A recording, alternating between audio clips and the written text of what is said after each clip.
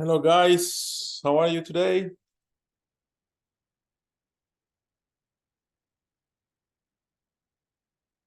Hello. Hi, good, thank you. Good morning. Good morning, all of you. All right, start joining our class, please. Make sure you have your cameras on. So we start working on our unit for today. Starting next week, the units will have a duration of 2 weeks. All right. Okay. Let's keep that. Okay, guys. Thank you so much, Mauricio. Welcome. Nice to see you. Hello, Santi. How are you? Pleasure to have you, man. Lorena.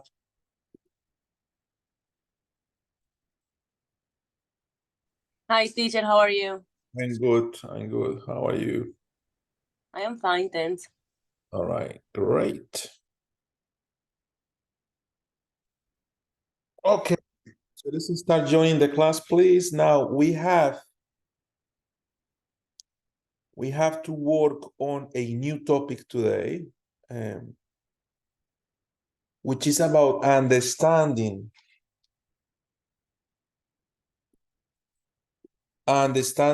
how to develop personal work priority. It is about understanding what is a work priority. All right. This is the last class of the baseline block. This is the last easy class. All right. In other words, starting next week, we get more technical, but we have done two basic classes, making presentations, understanding about the communications industry was number 2, which is a baseline. It's for us to understand everything else. And this class, which is the last one of the baseline block, like the easiest block of your program, is about understanding what is work priority. So the word priority, what does it mean? What is telling you? The one that goes first.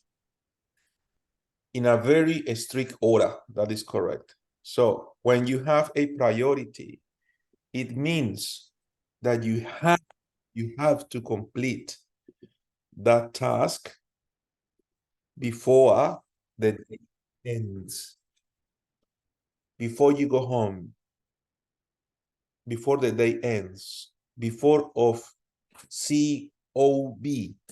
COB. What is COB, guys? When you write before COB, have a look at my chart. What is the meaning of that expression, COB?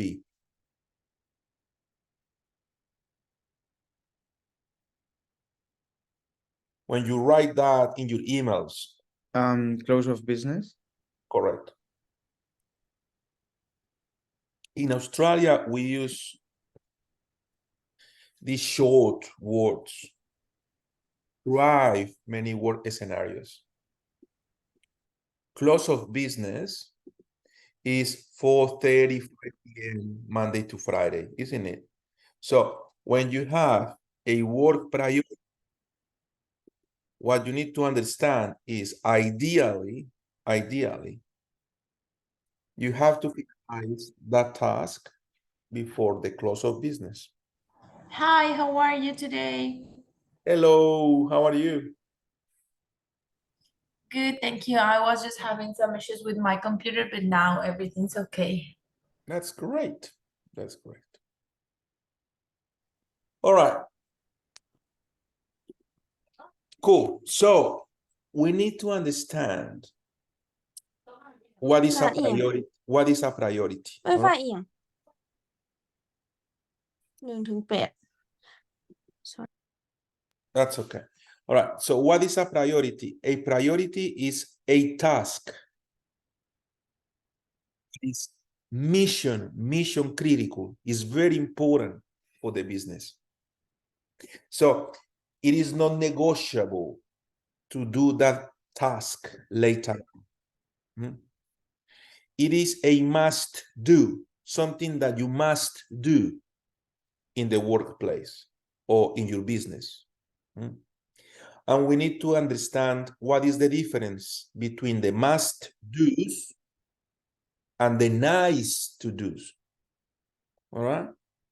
Must do, something that you have to do, non-negotiable. Why? Because it's mission critical. What do I mean with mission critical? Remember, all companies, all brands, all businesses, they have a mission statement. And for you to fulfill that mission statement, you need to execute some activities for that company to actually do that. If you don't do that, if you don't complete those tasks, you are affecting the very mission of your company. It is extremely important, though, that you understand that you discriminate,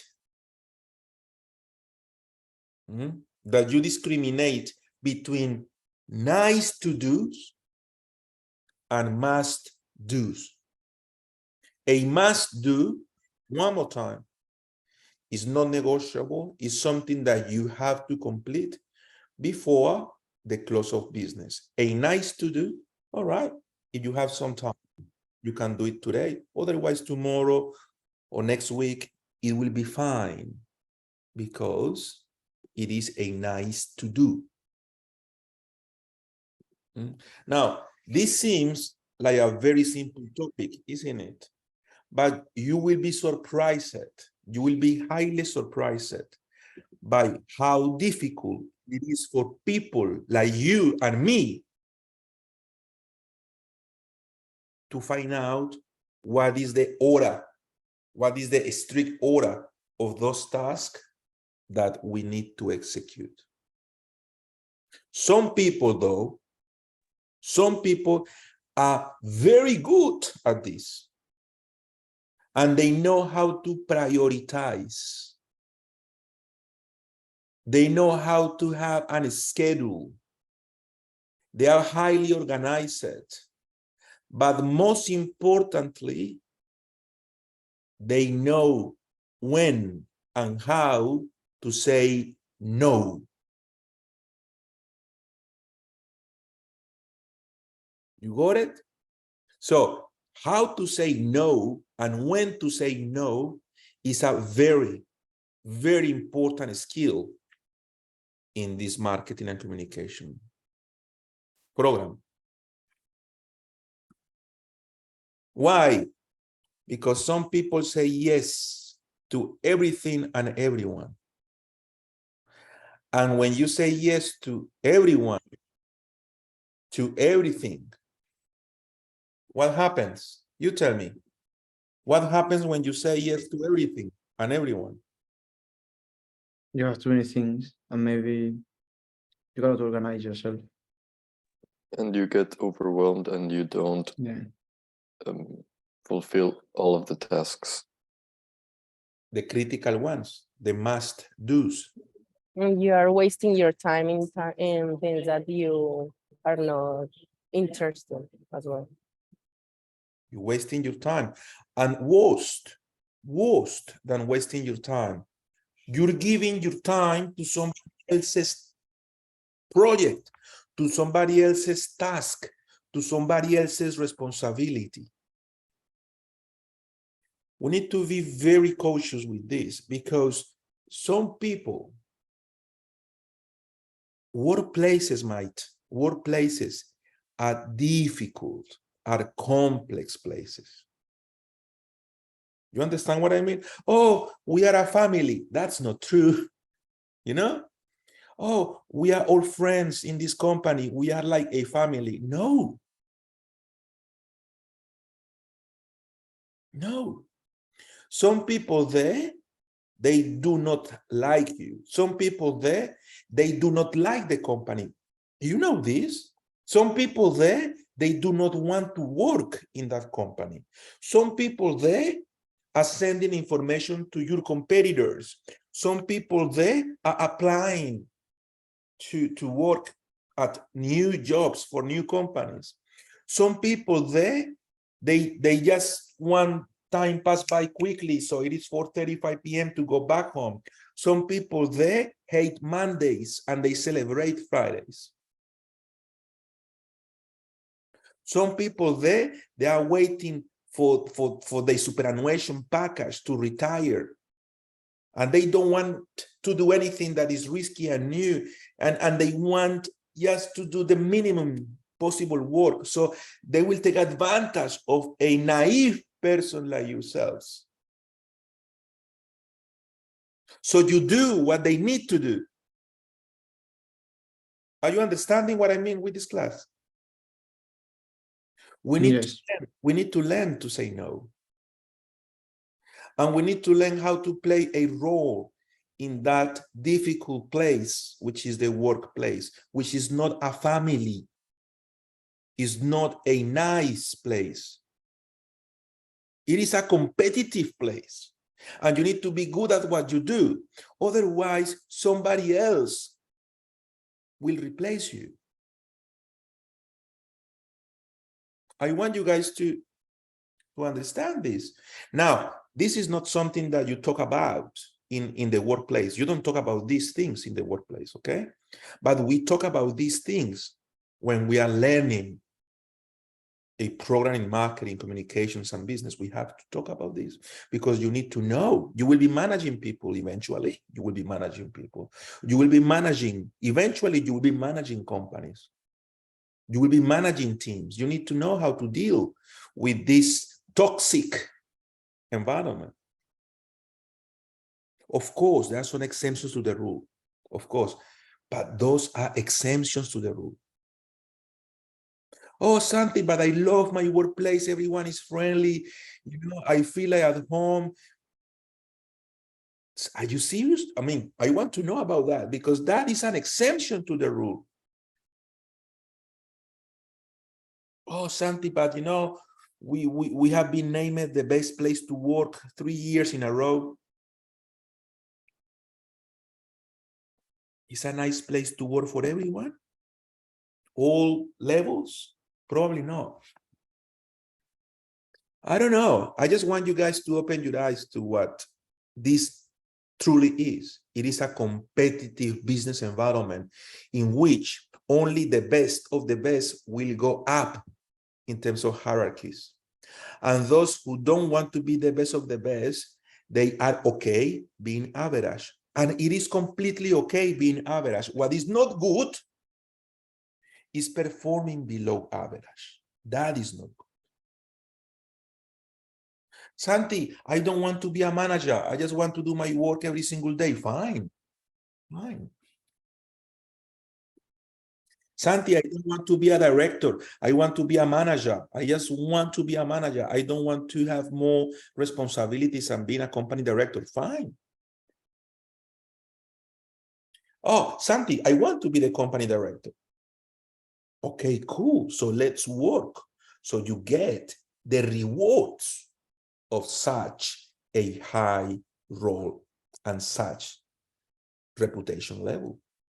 But it's not like everybody needs to be there. Seriously. Guys, have you heard this thing about, oh, everyone can be a leader? No, that is a fallacy. That is a fallacy. Not everyone can be a leader. And to be honest, not everyone want to be a leader. All right?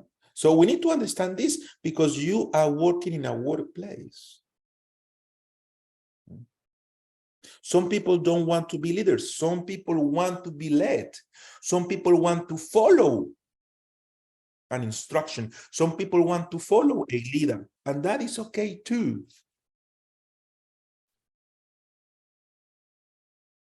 Bit boring, to be honest, but some people like that sort of, environment, and that is fine. What is not good is performing below average.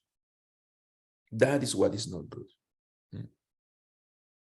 So how to differentiate what is a critical task? Once again, all the tasks that are related to your company's mission. There is another way. There is another way to identify critical, very important tasks and activities. When you go to work, you will find yourself with two levels of activities: strategic activities and operational activities. Strategic activities are very important to the business, but the business does not run on a strategy. The business runs on operations. You know that, yeah? Have you heard about this? Who can tell me, please, what is the difference between strategic activities and operational activities? Anyone? The strategy- operational, yeah, you go. The strategy is what you do before of the operation. Yeah, I think. yes, I like that. I like that because you need to have a plan, you need to have a vision, and then you execute that plan, you execute that vision with operations. I like that, Edgar. I didn't think about that before, but you have a really good point. All right, that is something, yeah, that is something of value. Thank you for that. Valeria, what is the difference? Another perspective, please. The operational activity just allows to the strategy be done. The way that you develop that strategy. Yeah, good one. It will allow the company to have cash flow, so the company have time and resources to do a strategy. Yes, that's correct. It will allow the company to survive on daily basis, so then you can think about the strategy. In business, guys, this is a little bit philosophical, right? Don't take me wrong, but this is from my teachers. In business, there is something that we call the clouds. The clouds. How beautiful are they? White, blue skies, cloud, soft, pleasant clouds. And there is something that is called the dirt. Dirt. All right? The dirt and the clouds. All right? For you to enjoy being up there in the clouds, you need to get yourself involved first with the dirt. The dirt is the operation activity. The dirt is what you need to do on a daily basis. You have to do operations on a daily basis. And that's why I like what Valeria has said, because if you don't do that on a daily basis, forget about the strategy. So when we are doing a certificate 4 in marketing and communications, we need to understand that it's very likely that when we start working in our businesses, in our companies, we will be involved with the dirt. We will be involved with operational activities majority of the time. As we advance, as we move upwards, as we get more experience, as we have a better network, as we mature in the company, as we understand the politics within the company, because there is politics in every single company, as we understand what is the culture of the company, step by step, if that's what you want to do, you go up in terms of hierarchies.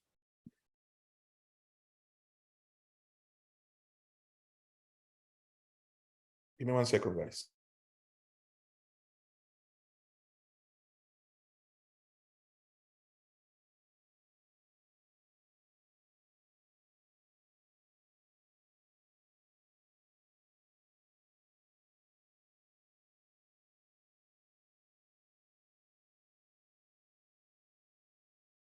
Can I just say something, Santi?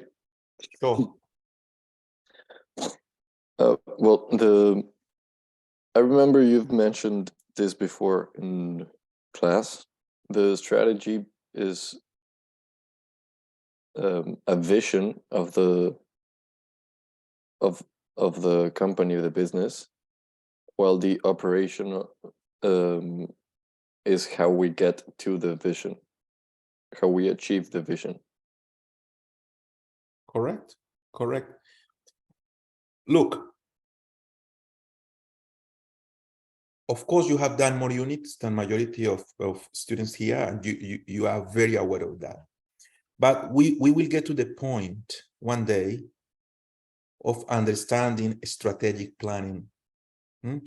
Strategic planning. We talked a little bit about this last class when we discussed it, that we want short plans. Remember that we talk about we don't want long-term planners. We want people that understand that everything should be short-term since everything is being disrupted and so on. All right, but still we need to do planning. If we don't do planning, we are planning to fail. So we have to do planning, but the planning has to be short. But we still need to do planning. All right, cool. A critical component of every strategic planning is the vision with V, the vision statement. The vision statement is what is that company's director, that company's owner vision in terms of how she or how he visualizes that business in 6 months, in 1 year. Maximum 1 year, not 2 years, not 3 years, please. Oh, my vision is 3 years. No, man. That is a dream, you know, it's not going to happen. Like nobody, no one can predict what is going to happen in 6 months, man, seriously. So if you tell me, oh, my vision, sorry, is 1 year, all right, fair enough, but more than 1 year. So we need to understand what is the vision in that strategic planning. And the good executive, the good CEO is that one that accomplish that vision. That is a good managing director. That is a good business owner. Once you achieve that vision, what happens? That means that that is the end of that strategic plan. All strategic plans, guys, when I say strategic plan, I'm talking about business plans, marketing plans, and so on. That strategic plan has an end, and the end is when you achieve the business vision. That's why you need to write it down. You need to say, my vision is by January 2024, I will have my business with operational branches in Canada. So you visualize in 24 your business in Quebec. A small branch, whatever, small operation, but you visualize you traveling there for a business meeting in January 2024. That is the vision. Now, for us to achieve that vision, we need a strategy, of course, Mauricio. And that strategy will allow us to get there faster, safer. The strategy is the art. Is the art. The vision is the end game. Who plays chess here? What are the chess players here? I do. What is the vision? What is the vision of the game? What is the end of the game? Win. To win. Of course, but how? Protecting You need to make a your strategy. king, and You need to predict the movements, like at least 5 moves in advance. Yes, but guys, but think about you playing chess. If you really want to win that game, you need to vision. You need to visualize something. What is that you visualize? What is that? defeating the king. That's it. That's it. That's it. You killing the king. That's it. That is the vision. Now, for you to kill that king, you need to choose between strategies that you know, strategies that work. If you're playing with someone and the other and you know the competitor, the other pub, you know, likes to have some beers and wine, what you do? You give that person more beers and more wine. The other person get distracted and tipsy, and you end winning the game. That was your strategy. In business, we have limited options. That's why chess game is such a beautiful game, because you have an uncountable strategic options. But in business, we have 4 options to win. What is winning in business is to achieve the vision, whatever it is. Whatever it is, your vision, and you make it, is because you won the game, the business game. That's why, guys, seriously, if you want to be really good at this,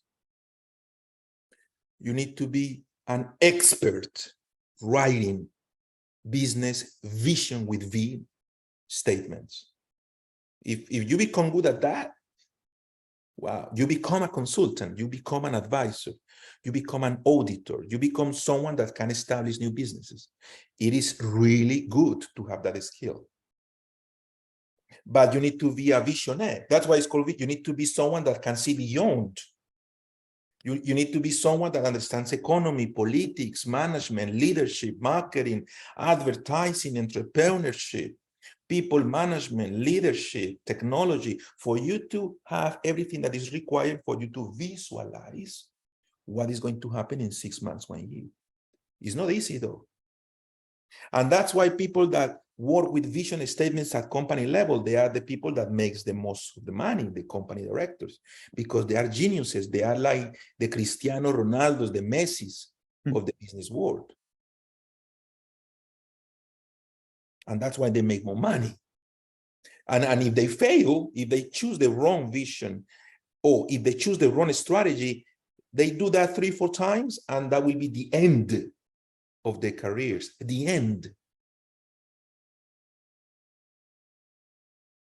Some executives, they kill themselves. You know stories about this in Japan. This has happened before.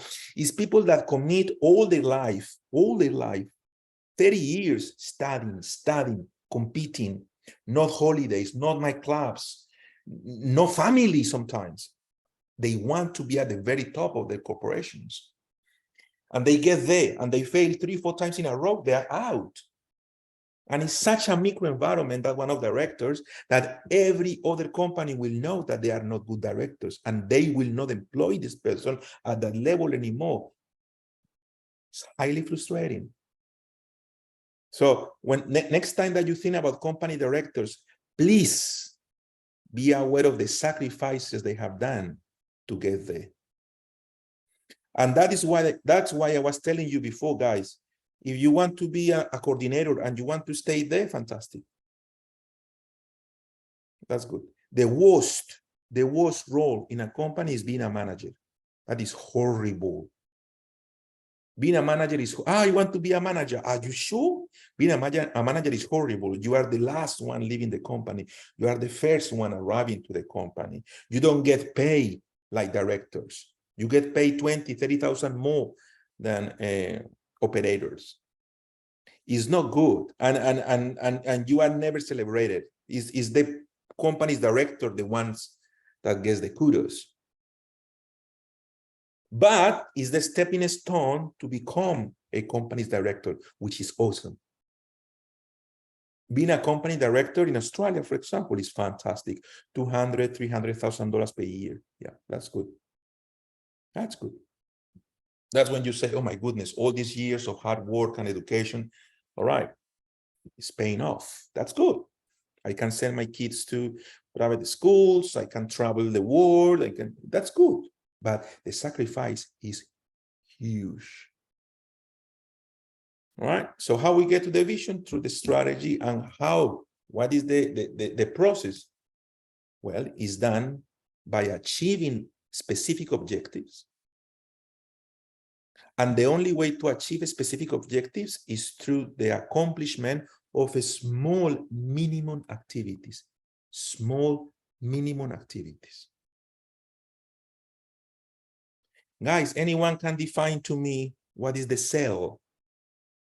You guys went to the biology class, yeah? You guys went to the biology class. Yeah. What is a cell? It's like a small What is that? particle. Particle? Yeah, a small particle. Is the smallest functional structure in a living being, the smallest. But it's functional. A particle sometimes is not functional. For you to have a function, you need to have a cell. All right? And it's the minimum functional physiological structure in a living being. All right? In business, activity equals to cells. Why? Because it's the minimum operational activity that you need to do, the minimum. Please don't forget about this. If you can break that activity more, it's because you don't have an activity yet. You have a work group. An activity is, all right, this is the smallest activity that we can do. Who is the responsible to do this? What is the budget for someone to do this? By when this needs to be done? All right, cool. And as you achieve those, you achieve specific objectives. As you achieve specific objectives, you execute the strategy, and in doing so, you achieve the business vision. Happy days. Strategic planning, guys, is a beautiful, beautiful piece of knowledge that I want you guys to have. But we are not yet there. Mauricio has been with us for a longer period, so that's why he knows this. I'm going to get back to the program. I want you guys to understand the following, and with this I finish. Please say no. The winners in the business world are those who say no. No to what? No to noise. No to activities that are not important. Not to reports that are not needed. Not to plans that nobody will read.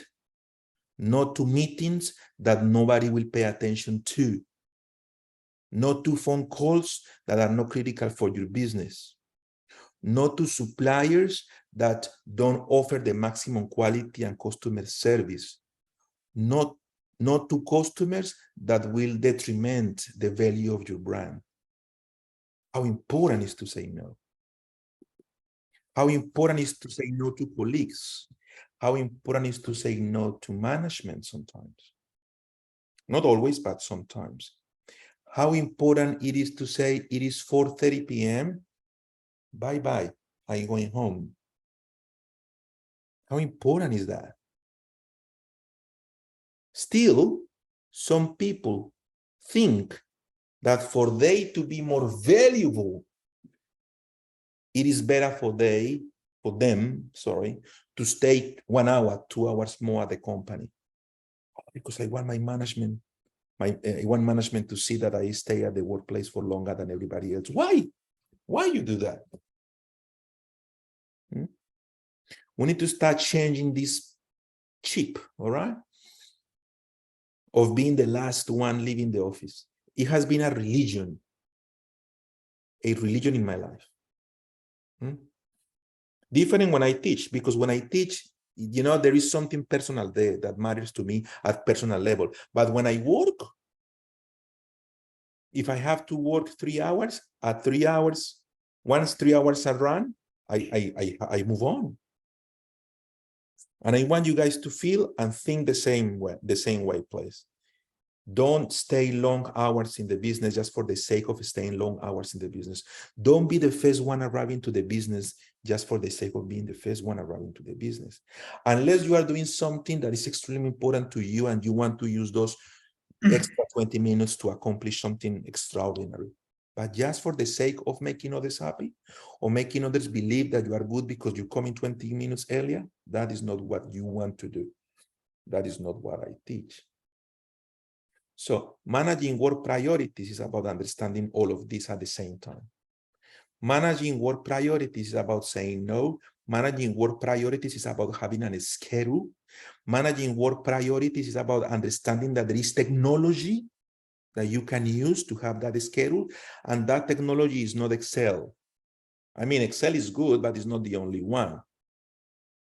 It's about understanding that there is project management software like Trello, like Asana, like Monday.com that will help you to plan, to schedule, to manage the resources that you have, the time frames that you have, the money that you have, the people, the team that you have. Anyone has used Trello here? All right. Yes, I do have used Trello. Mhm. All right, cool. Extremely important to use Trello. Like, extremely important, like extremely important. That's why I was telling you, class number 1, that education is broken. Because schools will tell you everything about Excel, but they don't tell you about Trello. Seriously, it's ridiculous. Like, everyone needs to know about Trello. T-R-E-L-L-O. T-R-E-L-L-O. Trello. It's a beautiful application to manage your time.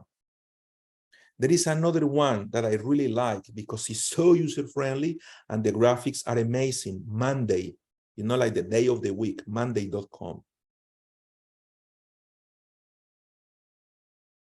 Asana, it's a little bit more professional, but it's really powerful too.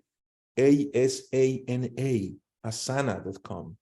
You need to use technology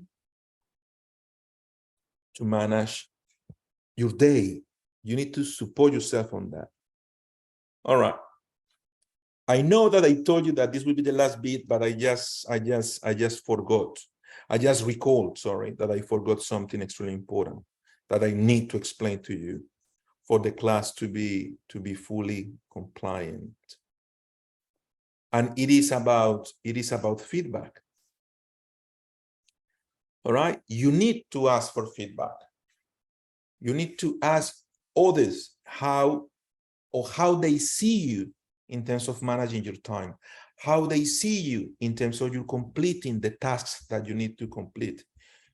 You need to get that feedback. Now, it is impossible to get that feedback if you don't tell others what you are working on.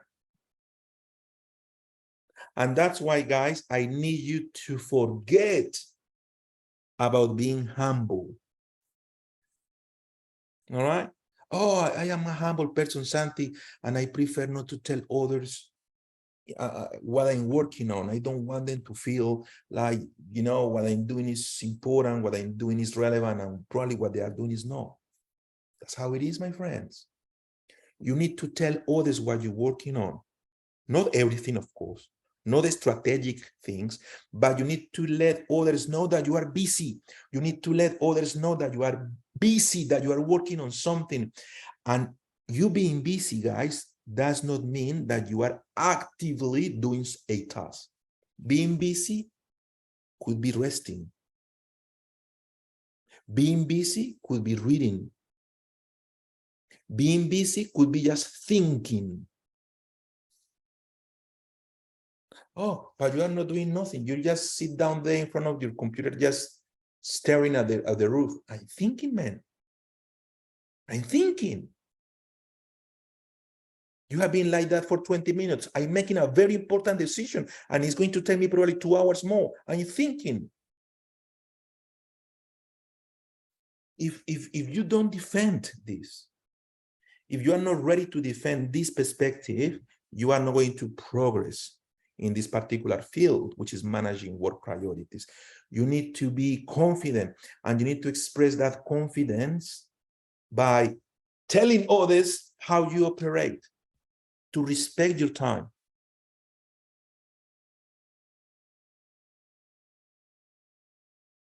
Some people don't respond emails before 2 p.m.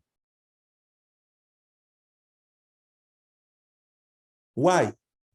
What, guys, please, what is the difference between someone answering emails 8 a.m. till 12 noon compared to someone answering emails from 2 p.m. till 4:30 p.m.? What is the difference? Someone who answers from 2 to 4 has that specific time set to that activity, will be focused on that activity. But you could be focused as well from 8 a.m. till 12. But what is the difference between those? What is the difference in terms of that selection, that slot selection? The strategy? What would you do, Edgar? If you are working in a company, after reading, after analyzing, after listening to what I said, what you may prefer to do, reading the emails early in the morning or late in the afternoon? Well, I prefer to do a strategy and do it in the morning. That is your choice, however, and it may work. But some people prefer, including me, I have to say it, prefer not to read emails before 2 p.m. Why? Because when you start reading somebody else's emails in the morning, what you end doing? You start working for them. You start fixing the problems, solving the issues. You are not focusing on what is your role. You are just collaborating with others so they can fulfill their role. You know what I mean? I need you. I know that all of these sound a little bit too much, but I need you to be more selfish in the workplace. I need you to survive first, to be strong first, so then you can help others. If you arrive to the workplace, this is my advice. It's not what you need to do. It's what, if you arrive to the workplace, organize your day first. Take time to understand what is the planning of the company that week. Take time to understand what is going on with your team. Take time to understand what is happening in the country, in the city. What are the new legislations that are coming into place? What are the new competitors? Go and read the newspaper. Go and read a blog. Go and watch important YouTube channels. Go and read a book that will give you the resources that you need. Make yourself strong early in the morning. So then in the afternoon, when you open the emails, you will find 100, 200 of those probably. You filter which ones are really important, and then you answer them. At that point, you have done your part, the one that really matters to you. That's why I'm telling you, corporate world is so tricky because it is divided in two personalities, the leader's personality and the follower's personalities. The leader's personality, they create their environment. The environment they have is a result of their decisions. Whereas the follower's personality, they do not create the environment. The environment creates them, and they are trapped in that bubble. And it's so difficult to get out of that bubble because they don't have control. I want you guys to say no. I want you guys to read your emails in the afternoon. I want you guys to have time for yourselves, to stop by, to do nothing, to have active pauses, to reflect on your day-to-day operations, to reflect on how you're working on. Guys, that is it in terms of the theory, all right? Any question, any feedback, anything that you want to add in terms of how important it is for us to manage work priorities? Santi, I would like to know what kind of sources do you consult in the morning for getting up to date? All right, cool. Really good question, Valeria. I really like that. All right, the process I do is the following. First of all, I get informed about what is going on in the industry I am in. The industry, macro level first. What is happening? Who is coming? What legislation is being applied? what situation could be affecting my operations because it's affecting everyone in the industry, and a storm, war, I don't know, any major event that at industry level may affect your operations. So first of all, industry, and that's why I really like business professionals that are subscribed to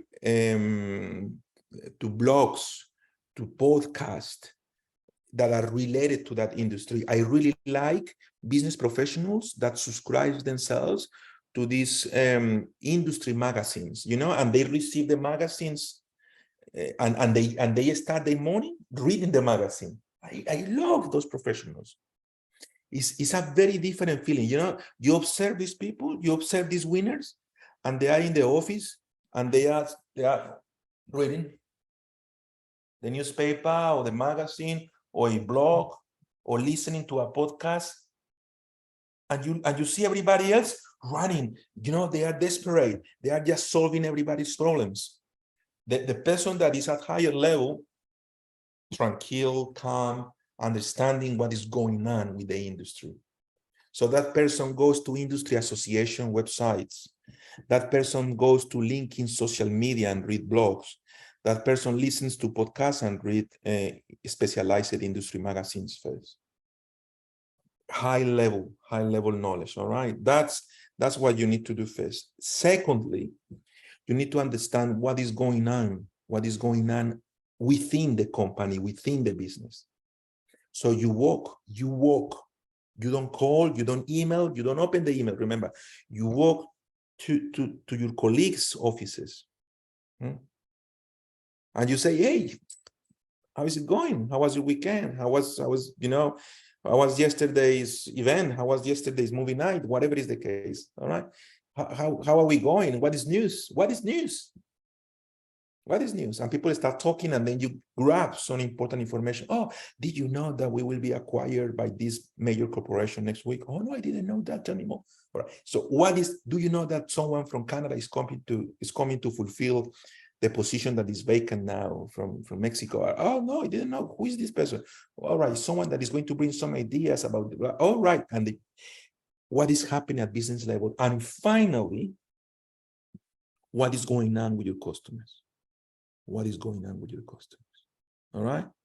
What is going on with your customers? You know, like you have issues, you have claims, you have warranty claims.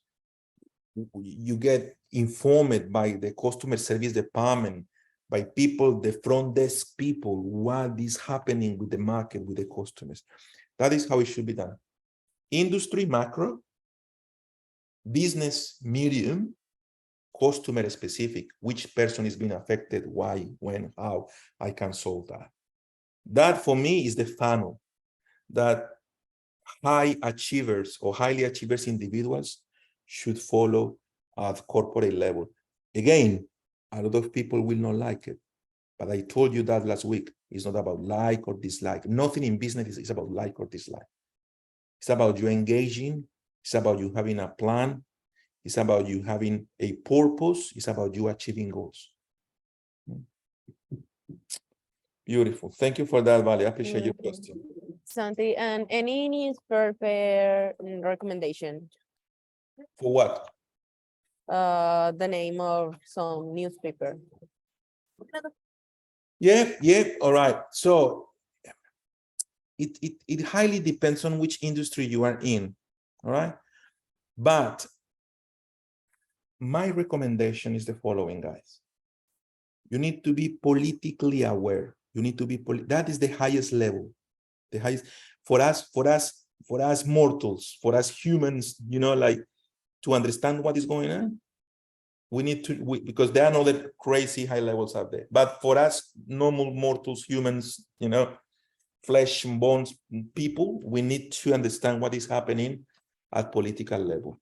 So depending on where you are located, what city, what country, you need to understand what is going on with the prime minister, with the president, with the cabinet, with the senators.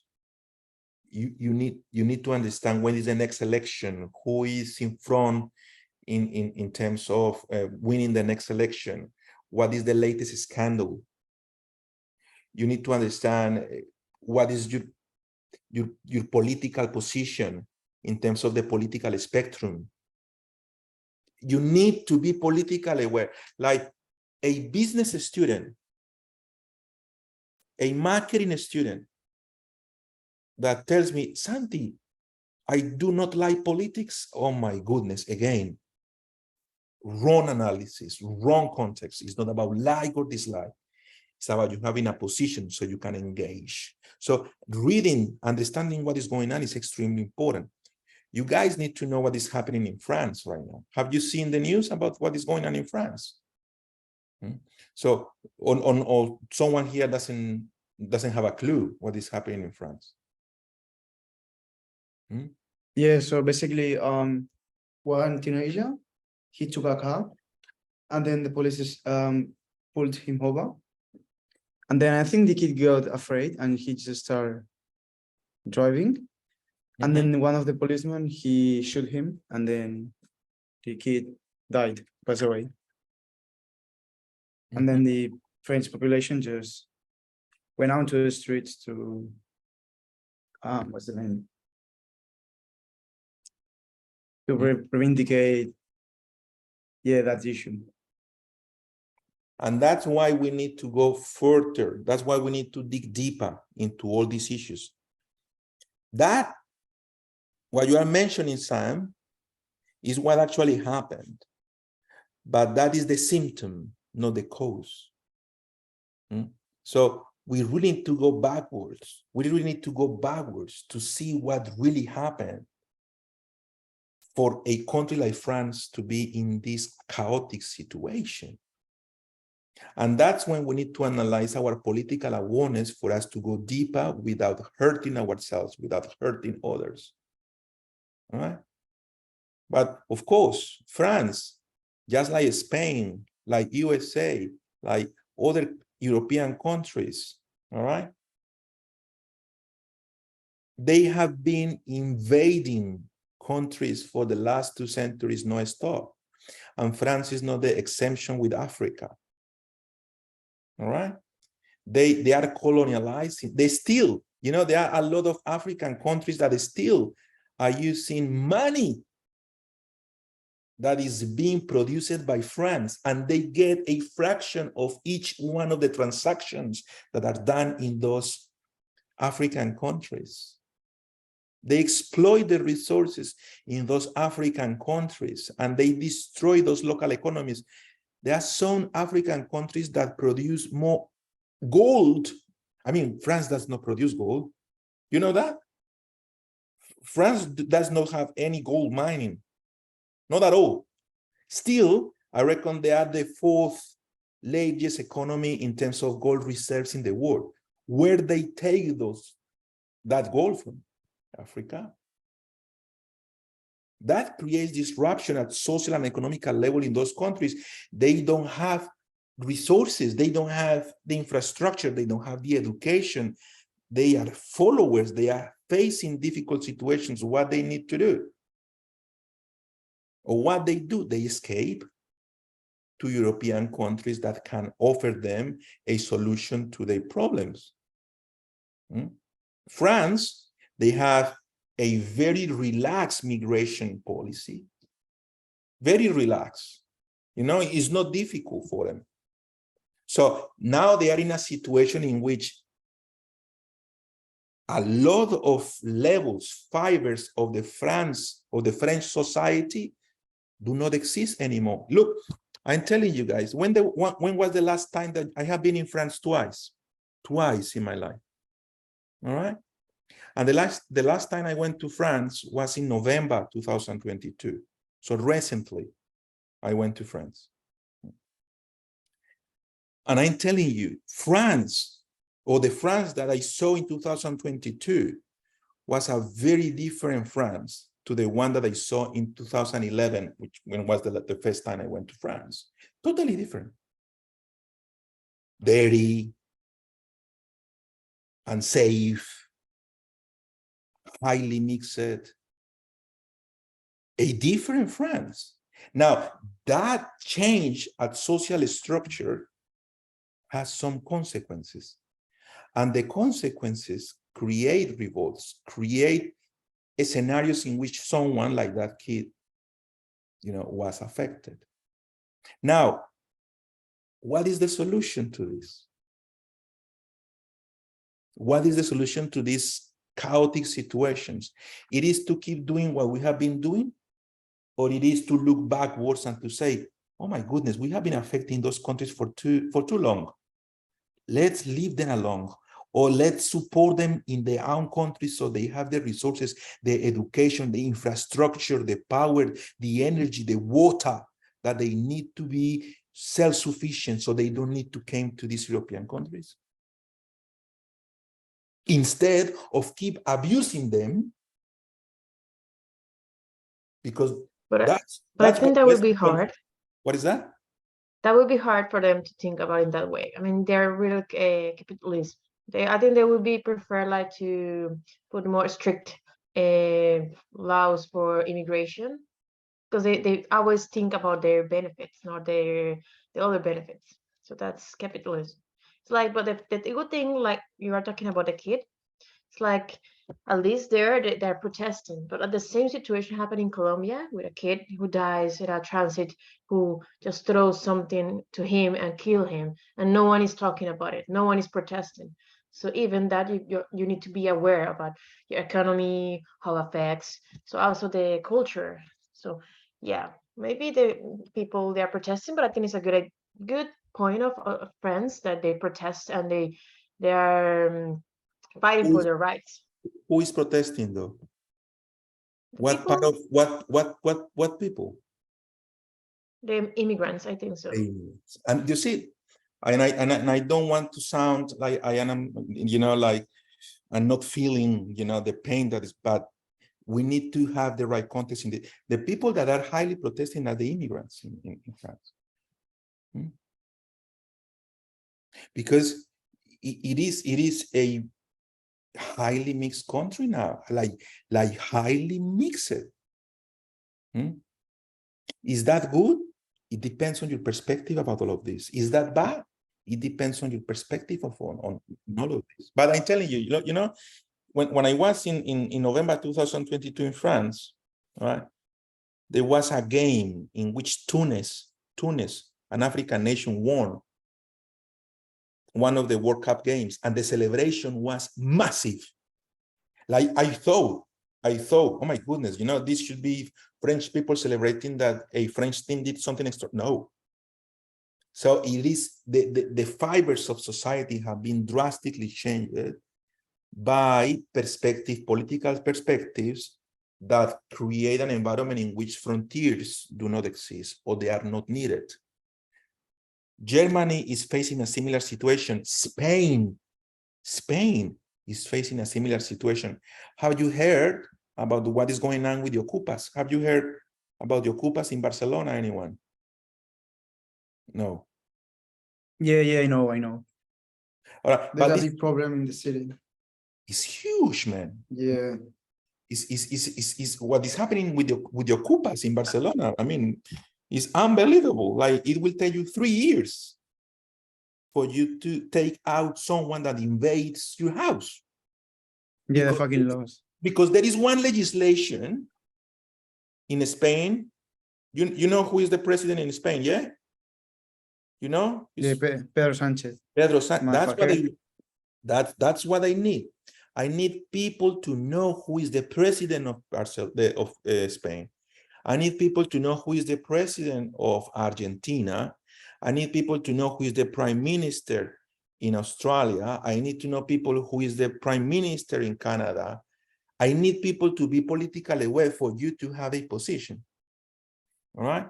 So if you don't understand what is going on at macroeconomic level, then everything that is micro will be so difficult for you to read. My invitation to you guys is to understand that in this particular moment of our existence, knowledge is totally available to you. If someone does not want to read, it's because that person does not want to read, and that's it. But it's not because that person cannot read. The knowledge is available in front of your hands, with your desktop, with your computers, with your mobile phones. So there are no excuses. And once you start getting involved, you are going to find who you really are. You know, so that's like the first part, understanding the political perspective that you have and you participating. I don't want you to be an activist, because that's not what we do. We are business people. We develop businesses, yeah? But I want you to have a position in terms of who you support, why you support that person, what is the next frontier in terms of political awareness, in terms of what you do. The second part is understanding about the economy. All right? Like if you guys do not understand what economy is, then it's going to be super difficult for you to understand business quickly. What is economy? What economists study? If someone asks you to describe economy, Market behavior. right? Market behavior is how the market reacts to economical stimulus. Yes. What are the four factors of any economy? Who remembers that? I don't know like the 4 factors, you know, like point by point, but well, economy has to study like all that has to be with the money, like the exchanges. Money is one factor. Yeah. However, we call it capital. Yes, capital. Mhm. Right. That's one factor. Sorry, but PIB, ¿cómo se dice en inglés? The GDP, the gross domestic product. Okay, I didn't know that. Yeah, I think that as well. You have to study that as well when you're like taking into account Totally. things in economy. Sorry about that. No, that's good. Didn't know the word in English. But it's really important to you're talking about the Producto Interno Bruto, yeah? Sí, súper importante. Describe la economía de un país. 100%. In English, that is the GDP, which is the gross domestic product. GDP, thank you. In a country like Australia, it grows by 3 to 3.3% every year. All right. Wow. In a country like China, back in 1999, 2001, it was growing 6%. Then in 2010, it was growing by 12%. Now it's going back to more traditional numbers, 4.55%. All right. Economies like the Colombian economy, it grows 0.5, sometimes 1%. And it's being told that those numbers are actually inflated. All right. What we need to do is to have a GDP that is growing above inflation levels. All right. Yeah. But we need to know, and we need to talk about this. And if we don't know about these guys, you need to read about this. Yeah. All right. We need to remember that the 4 factors of any economy is capital. What is the other one, guys? Who knows? The demand, offer and demand. Those are the dynamics of the economy, which is offer and demand, the dynamics, elastic demand, inelastic demand, and offer. Now, in terms of labor, the economic factors, we have capital, we have land. What was that one, Mauricio?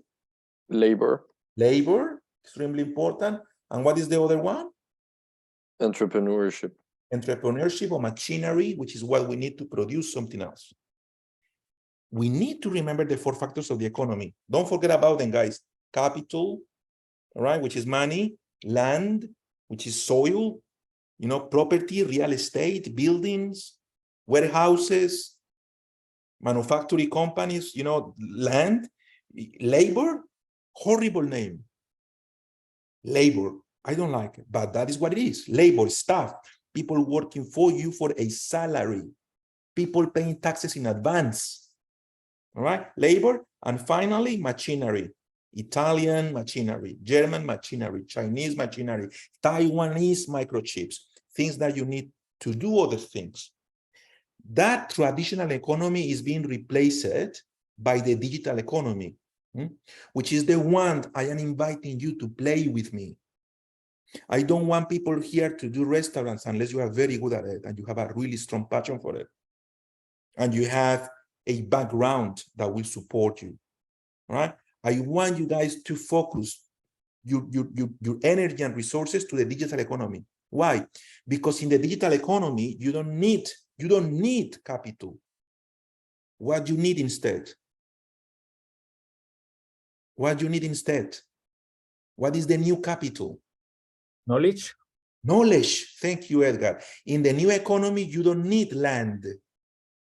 It's extremely expensive. In a city like Melbourne, a small house is $400,000. A shop is, I don't know, $500,000, $600,000. It's crazy to have. So instead of land in the new economy, what you can have? What is the new land? The digital one, And how we call it? network, What is that? the network. No. Well, I understand what you mean by network, but it's not what I want you to have in your mind. We call it the internet. Yeah, instead of the virtual land, the internet, software connected to the internet. That is the new land. A website, a server, WordPress. You know, that's the new land for you to place your digital business. All right. So instead of land, we have the internet. Instead of capital, we have knowledge. Instead of labor, Valeria, labor, people working for you, what we have instead, you just say it before. Instead of labor, what we have then? You just say it before. Apps. The network. The network. Networking. The network. Do you have a network, Samuel?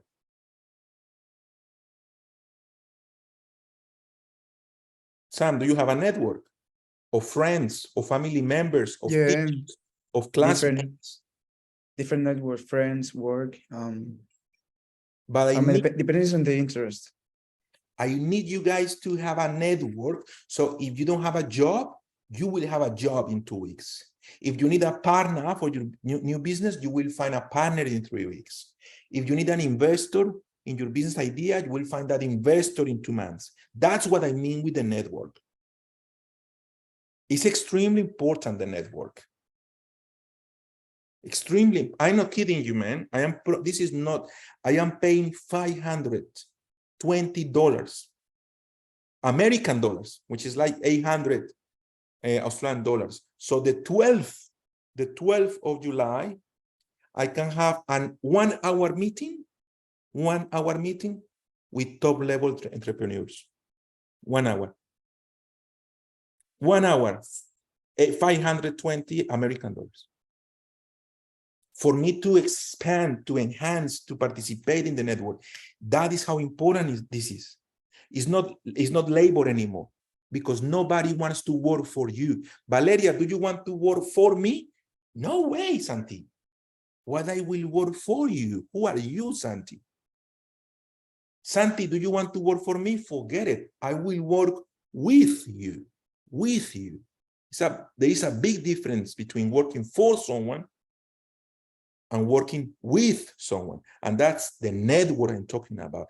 That's why linking is extremely important to you. I don't know what you did between 6 a.m. and 9 a.m. today. I don't know what you did, but I can tell you, I can promise you that between 6 a.m. and 9 a.m. today, I was tuning, cleaning, improving my LinkedIn profile. 3 hours, no stop. 11 versions of it. I work on that today. 11 different versions until I got what I reckon is just right now for the moment I'm living today. And that is what allows me to have the network. All right. So instead of capital in the digital economy, we have knowledge. In terms of land, we have the internet and software. Instead of labor, which is horrible, nobody wants to work for you. Remember this, you will have network, colleagues, alliances, strategic alliances. How beautiful is that? Now, instead of machinery to build shoes, instead of machinery to build, I don't know, mouses like this one, are extremely expensive. What is the new machinery? What is that you should have? What is the new machine? Cell phone? The phone. The phone, or a good computer, or a good iPad, or a good tablet, something that you can do things with. You understand what I mean? Like some people have beautiful shoes, but the phone is shit. Some people have a fantastic car, but they don't have a good computer. How crazy is that? Have a good computer, have a good phone, connected to the best software, which is the LAN, powered by the best knowledge that you have, share it with the best possible network in your city, and you will create value in this digital economy. Whereas for the traditional economy, which is land, capital, machinery, and capital, land, machinery, and labor, you need to be multimillionaire. You need to be a rich person to play with those 4 factors. So again, I need you guys to be aware of political levels, economical levels, and then cultural levels, which is all related to emotional intelligence, how you interact with others. All right? So that is something that, please, let's start working on. Now, other sources of information, of course, TED Talks is my favorite one when it comes to videos. All right? Extremely valuable resources are found in TED Talks. A podcast and the internet in general could be pretty good. Right now with ChatGPT, even better. You just go and ask ChatGPT and you get the knowledge in seconds. Guys, how beautiful is that we have the summatory of humankind knowledge at our fingerprints, and we can get that knowledge in 2 seconds. That's fantastic. That changed the entire thing. Like, guys, ChatGPT changed the entire thing, and is the most disruptive technological advancement since 1999 when we launched the internet for public use. I'm telling you, like, you are living right, and you start in business and marketing at the very point in which everything is changing. Amazing.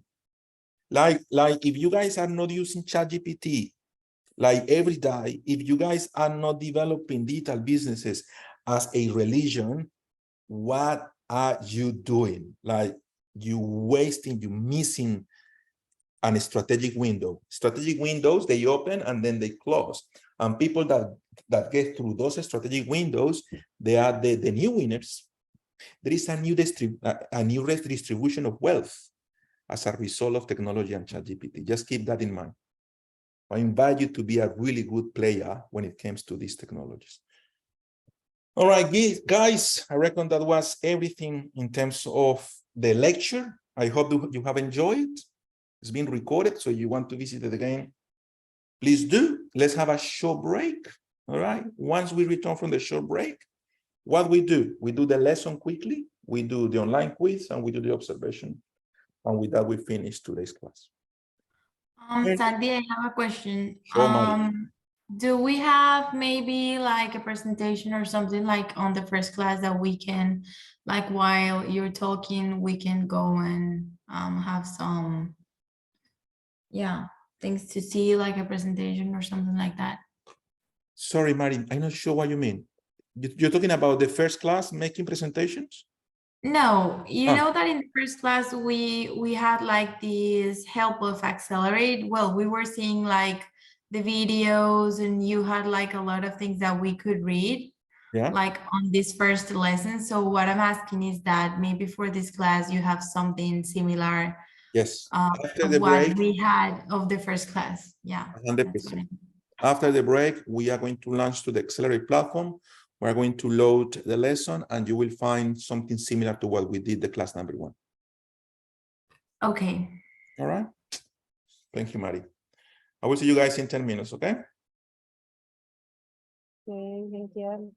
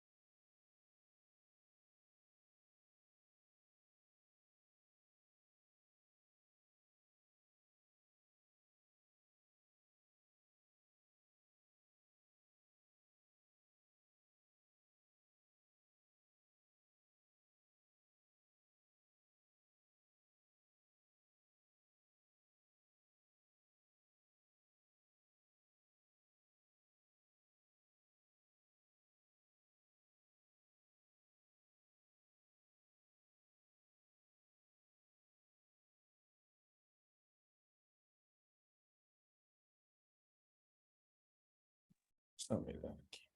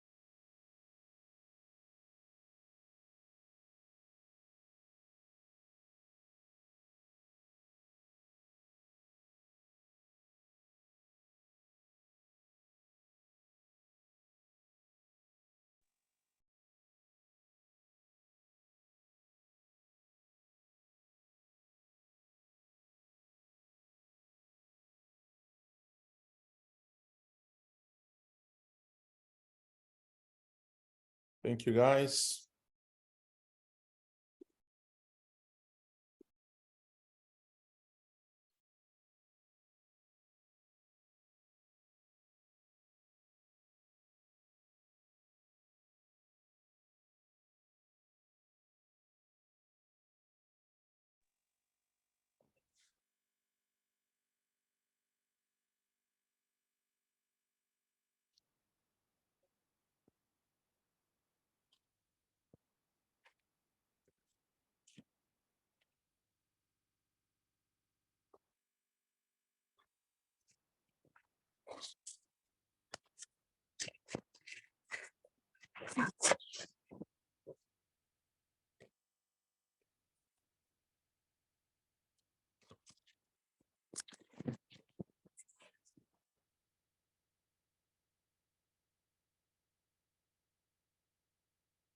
All right.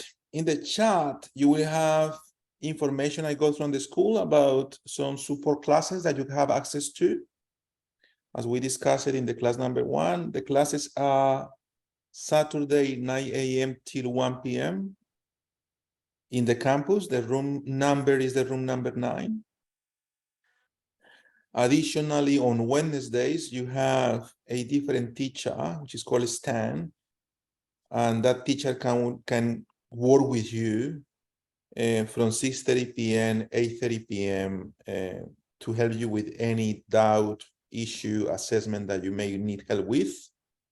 And as you know, I am also available on demand to do one-to-one collaboration sessions. Sorry to those of you I couldn't meet. I couldn't meet this week. I was extremely busy, but we're going to organize something for next week.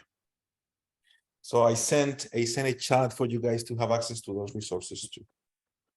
All right. So now let's go to Accelerate, please. And let's load the lesson. I will load the lesson for you guys in my screen.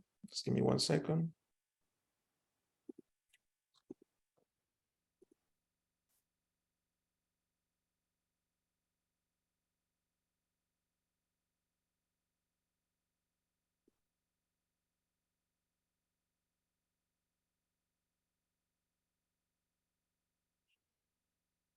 All right, so go to your learning plan, please, and open the lesson. We need to work in that lesson, all of us. It's not this one.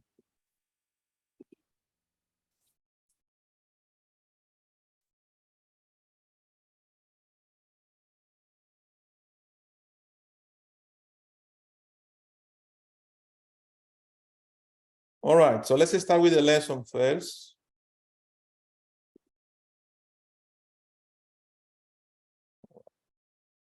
So what is the Sorry, this is in the class number 3 item in plan lesson.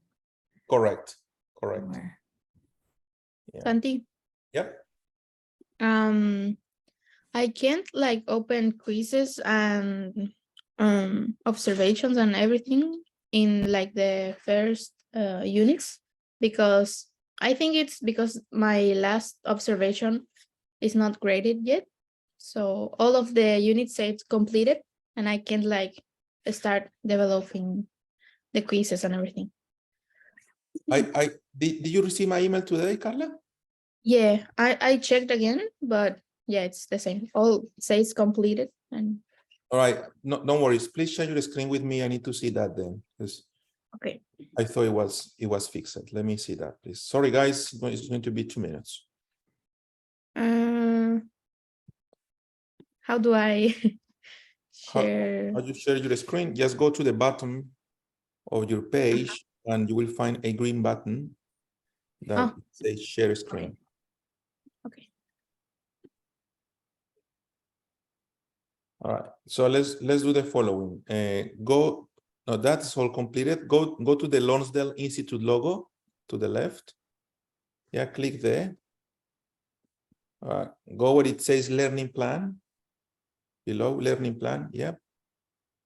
Scroll down. All right, that's what you need to do. That's number one. Okay. You need to go to the number three. Okay. Go to number 3 and click where it says lesson. Okay. Yeah. So I can complete the other ones like the Anytime that unit you 1, 2, right? That way. Okay. Thank you. no worries. Stop sharing your screen, please. Okay. Thank you. Pleasure. All right, so let's start with these guys, and after this we call for the attendance. All right, so we need to plan our personal work schedule. All right, planning your work schedule will make your working day more efficient. We already talked about this. Scheduling is the art of planning your activities so you can achieve them. You can achieve your goals and priorities in the time you have available. When it is done effectively, it helps you to understand what you can realistically achieve within your time, within the time that you have dedicated to work, right? What do we need to do? We need to identify what are the task requirements, what is required for us to complete a task. Usually, that is money, and that is also resources that you need to complete a task. We need to identify what we need to complete a task, all right? So for example, if you need to complete a task, which is posting in Facebook something new about the company, what are the resources that you need? Computer, access to the internet, and access to the information about that post, all right? So we need to have the resources for us to complete a task. We also need to have a personal work schedule that will allow us to balance, our personal and professional lives. We discussed a little bit about that before too. All right. So how we plan for the work schedule, we need to find out what are our professional responsibilities, which is what we discussed when we talk about the must do's against versus the nice to do's. Okay. Now, the productivity will change depending on how organized you are and the technology and resources you have available, of course. Technologies that you can use: Google Calendar, Excel, Trello, Monday.com, and so on. We already talked about that. So once that is completed and you have read that information, easy, just press the next button, okay? Now, the benefits of personal accountability. What is personal accountability? Let's have a look at this video for 1 second.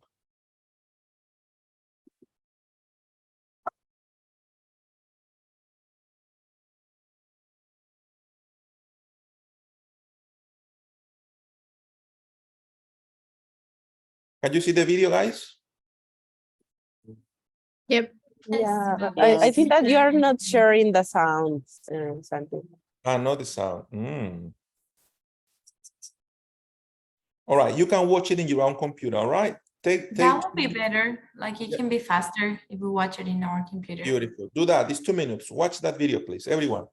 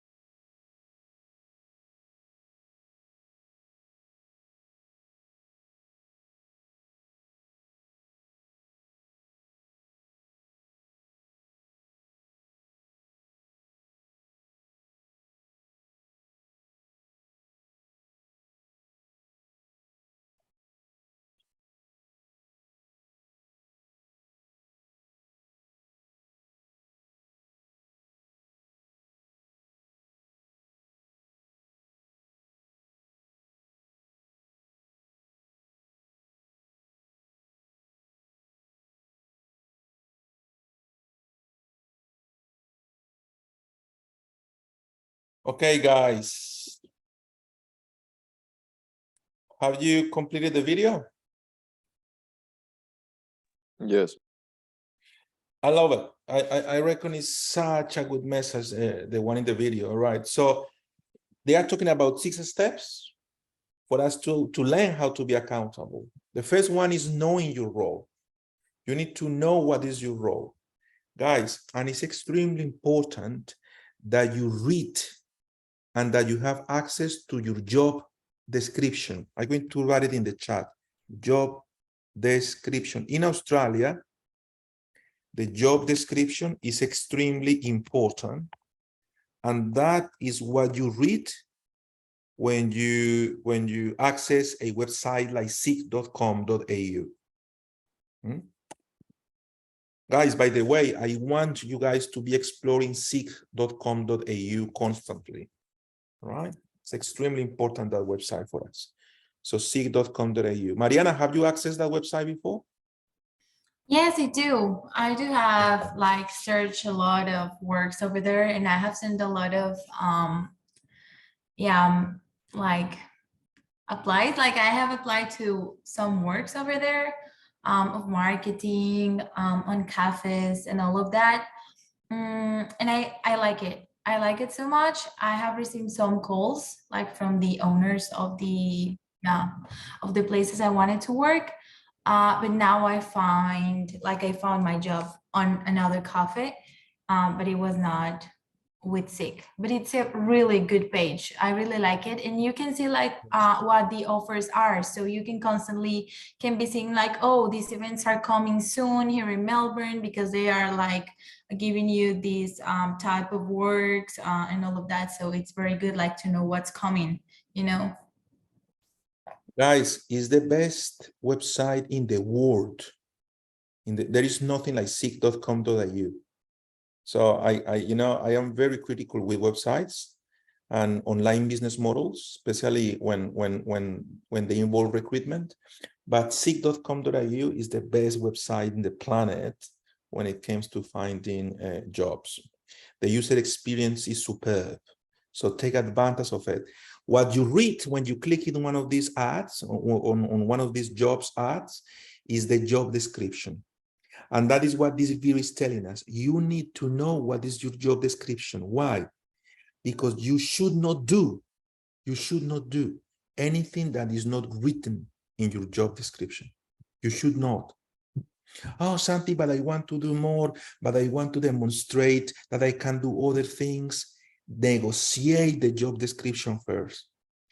The risk involved is huge when you do a task that you are not certified for, or when you do a task you are not being paid for. Why not? Because insurance is not covering you. Insurance will cover the company and yourself if the job description is saying that you need to do that. So let's forget about, old-fashioned culture. Oh, I need to do more of what I need to do. No, you need to do what you need to do, what is written in the job description. So knowing your role is extremely important in Australia. All right, don't forget about that point number one. Point number two, be honest, be transparent, be truthful. And if you have made a mistake, of course, please admit it. Number three, especially in Australia, highly used, I'm sorry, man. Say sorry when you need to say sorry. There is nothing wrong with it. There is nothing wrong about making mistakes. As soon as you don't commit the same mistake twice, of course. Right? No problem with making mistakes. Just don't make it twice. And learn from it.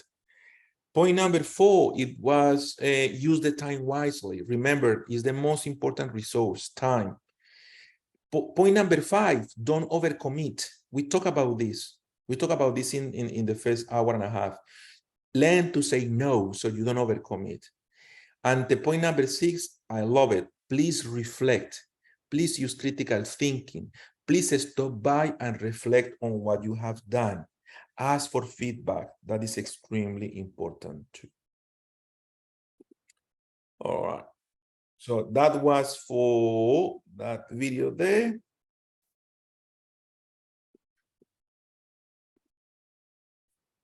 All right. Now I want to discuss with you what is the difference between accountability and responsibility. Anyone knows? What is, or is the same thing? Being accountable and being responsible. It is the same thing? No, it's not. All right. So being accountable for something is like, for example, let's say you're a manager for a company Yes. and you tell your employees to do something, and when they're doing that specific job, someone breaks something, Mhm. then you are accountable for what they broke. But what was the other one? Sorry. Responsible. Yeah, responsibility is like you going up to your manager saying, yeah, I broke this and this. It's my fault. I know you're like gonna say sorry for the company, but yeah. That was extraordinary, Camila. Very well explained. I truly appreciate it. You are 100% right. I'm going to explain this from a different perspective, but Camila is 100% right. I love that example. You are the manager, somebody broke something, you are accountable for what that person did. Responsible, you broke that thing and you go to your manager and you say it, I broke it. I love it. Beautiful explanation, Camila. Thank Now, you. accountability at business level is high level. Like the reason it's called accountable is because you need to give accounts. You need to provide you need to pay a penalization when you break something, when you do something wrong. In businesses, especially in businesses incorporated in Australia, company directors are accountable for everything that the company does. For everyone that is working in that company, accountable. What does it mean? That they need to pay with money, fines, and even jail if someone under their control and responsibility do something wrong. They are accountable. That's why they get a higher payment too, because what they do is highly risky. They can go to jail, whereas medium level employees, they are not accountable. They are responsible for their actions, which means that they may be sacked in the company, they may lose their jobs, but they will not be sent to jail. They will never have to pay a fine. So accountability in Australia, super high level, and it's for company directors. Responsibility in Australia is for medium level managers, supervisors, and staff. All right. So, which is basically what Camila has said anyway. But I just want you guys to remember, company directors are accountable, company managers and staff are responsible. Why? Because the company directors are making the decisions, so they are accountable for those decisions. And the maximum penalty for making a wrong decision is jail. All right. And then, of course, fines. Good. Let's keep going with the lesson.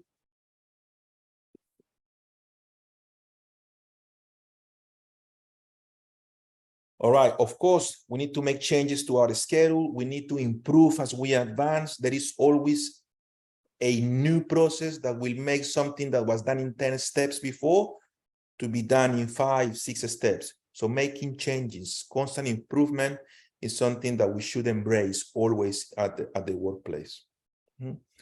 Of course, you need to decide which tools you want to use, but it's basically about identifying in that tool what is the available time that you have. Usually in Australia, Monday to Friday, 8:30 to 4:30.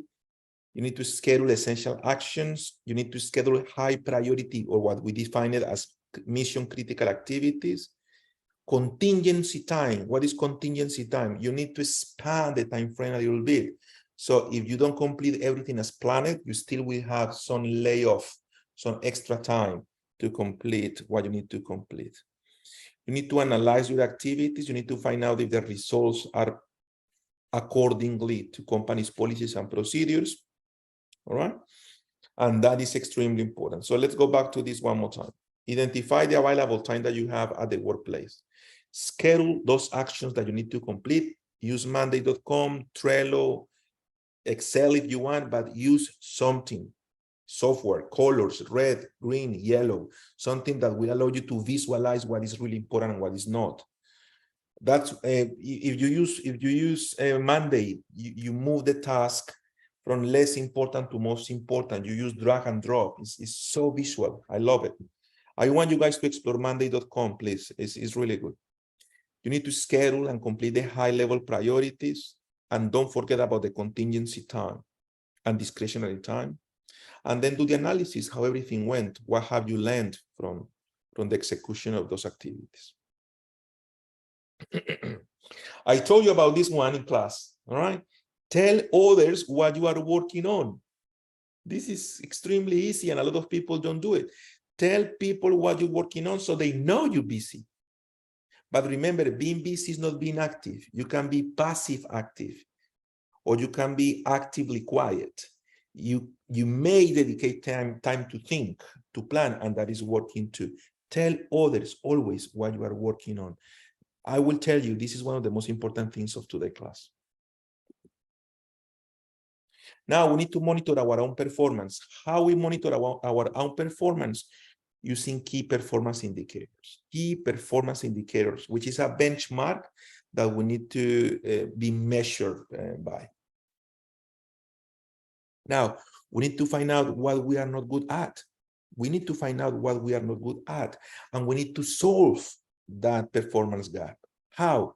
How we solve that performance gap? Guys, please tell me that. Once you have identified your weakness, once you have identified your performance gap, how you can solve it, or how the company could help you to solve it.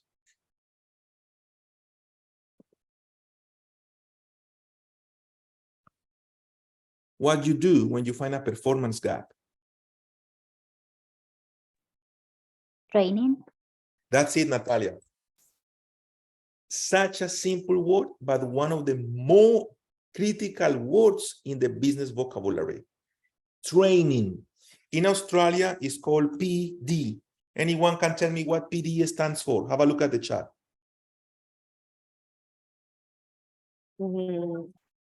I would say the development plan. No. Close, but no. Performance development. No. Close, but no. Personal development, No. performance. No. Professional development. So in Australia, PD is extremely important. And companies, good companies in Australia, companies that are well governed, they feel pride. They are proud of how good the training departments are. They really provide professional development to the employees. They send their employees to conferences. They pay courses, education, so the employees have better skills and knowledge in a particular area. Professional development is critical for some activities so they can continue having a certificate. Architects, engineers, teachers, pediatricians, they need to do professional development so they can uphold, they can continue being certified. Good companies, once again, they are really good at professional development. And if you want to establish one business, if you are good with training, believe me, professional development training is one of the most lucrative industries in the recruitment and human resources industries in Australia. When you can help companies to provide training to the employees, you will make a lot of money in Australia, because professional development in Australia is extremely important, extremely important. I know that in some countries this is not important, but in Australia, professional development is key. People need certificates to serve alcohol. People need certificates to work with children. People need certificates to work with the aged population. People need certificates to teach. People need certificate to be a security guard. People need certificates to everything in Australia. Australia is a highly regulated country. Have you noticed that? Have you noticed that, guys? It's highly regulated. That's why it's so good. They have quality standards, which means that it's a highly regulated country. People need to be certified. In Australia, accountants need to be certified. You know, lawyers, they need to have a certification for they to execute what they do. Everybody needs to uphold a certificate, but the only way to maintain it is through professional development. If you are good at connecting the dots and you want to have a virtual digital online business around providing professional development to Australian companies, you will find out how lucrative it is.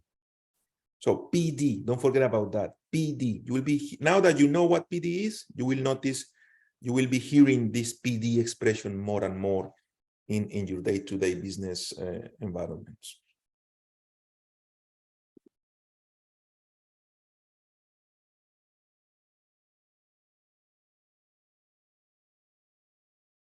Right, so what we do once we find a performance gap, we access or we ask access to training. All right, we also need to find out how to provide feedback to our team members, and we need to find out as well how to ask for feedback. All right, so without feedback, we are not going to have enough information for us to improve. How we get the feedback? By sharing with others what we are working on, what we were expecting from that activity, and what was the result of it, what was the performance review of it. All right. So it is important to avoid negative language when providing feedback. It is important to use positive language. It is important. This is you being how is it called? Assertive. I'm going to write it in the chat. All right. One of the most important skills as well that you may have when applying communications skills is using assertive communication.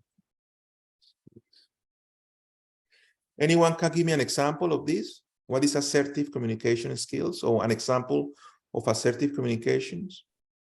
Well, when you don't basically overreact to something, I think that's like the way you can be assertive. You, well, if you're in a difficult situation, if you're facing maybe a feedback that's not so good for you to hear, but like, you know, you have to be assertive and you have to like take with calm everything that people says to you. Well, if they are being like respectful with you. 100%. So yeah, I think that that's one of like the keys to be It assertive. demands a lot of emotional intelligence too. Yeah. It demands a lot of it.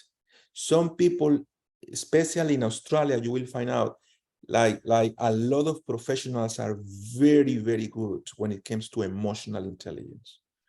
What is emotional intelligence, guys? Anyone can describe that to me? Intelligence that allows you To understand people, their feelings. Is placing yourself in somebody else's shoes. Is before judging, before talking, before expressing your opinions, transferring yourself to somebody else's situation and context, and try to understand how you will react in that situation. And if the reaction will be negative, please don't say it. Think twice about it. All right. So that is you being emotional intelligent when you place yourself in somebody else's shoes. Marina, thank you for explaining your perspective about assertive communication too. A good example is that one that as well, you go to the interview with the recruiter and they will tell you, what would you say?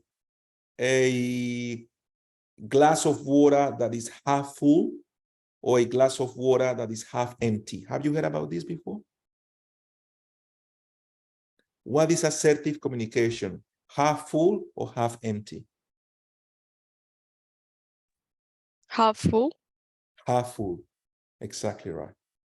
Because you are using a positive language in the same situation. It's the same meaning, half full, half empty, same context, same situation, same physical situation, but half full is providing a positive perspective within that context, whereas half empty is providing a negative context, a negative situation within that context. So I invite you to use assertive language. When you are a manager, when you want to motivate people, using assertive language and using your emotional intelligence skills will make a huge difference how people react to your messages. Huge. And before I move, if you want to become the best at this, if you want to become a monster with all of this, all right? First step, please learn assertive communication. Second step, please learn about emotional intelligence. And third step, and you become a bloody master of this, is something that is called NLP. It's in the chat. Anybody knows what NLP means? Neuro-linguistic programmation, maybe. Correct. Yeah. Neuro-linguistic programming is the highest level of communications skills. All right. It's when you really can change people's behaviors through your words. Politicians are really good at that. And there are different techniques that you can apply when it comes to using NLP. NLP. So what I just did is using NLP, repeating the last word, NLP, NLP. It helps you to recall the context in the future. There are many different good techniques for you to become a really good NLP communicator, right? So just keep that in mind. And if you want to become a fantastic communicator, please start observing these methodologies, which are very, very handy for marketing people. All right.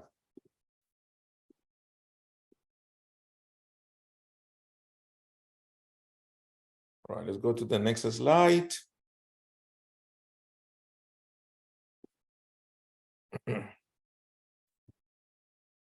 And finally, we need to continue updating our work schedule so people understand always what we are working on.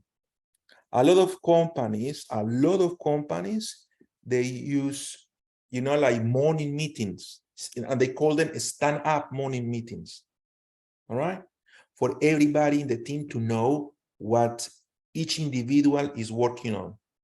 And it's called stand-up meetings because people don't have a seat. People just go to the main room or the bosses or managers' room, and everyone goes, all right, what did you do yesterday? What was the result? What you need to do today? What you expect to achieve today? What is the planning for tomorrow? That's what you need to do.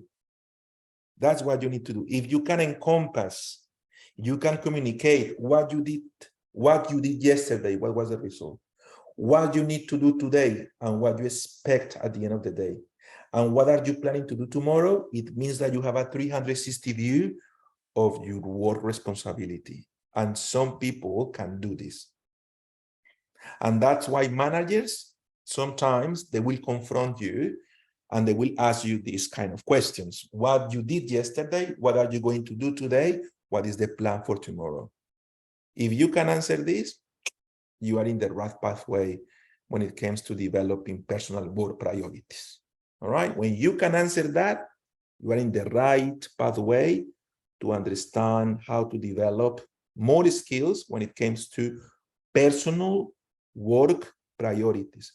Personal work priorities, which is the name, the title of this class, which is basically understanding what is important, what is not important, what is mission critical, what is operational, what is a must do, what is a nice to do. All right. All right. End of the lesson, end of the accelerate lesson. All right. I hope that you guys have completed this. Everybody completed? Vale, you completed? Yes. Yes, Santi. All right, cool. Now let's go to the next assessment, please.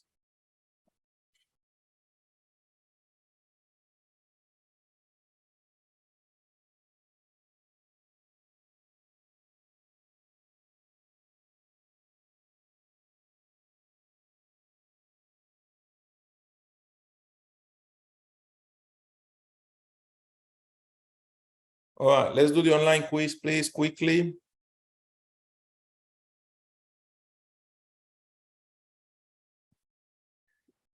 Not a difficult quiz, because the class I reckon was enough in terms of context and information.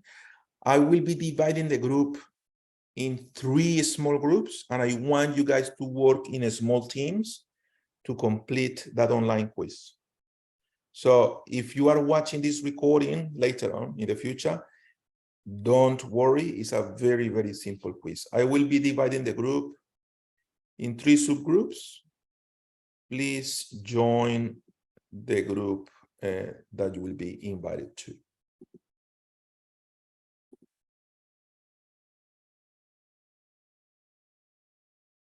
Please join your groups, guys. Cameras on, and everybody working on the online quiz as a team.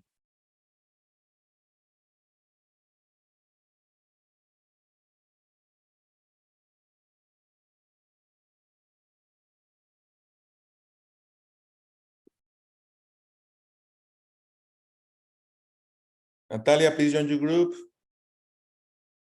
Alisa, please join your group, please.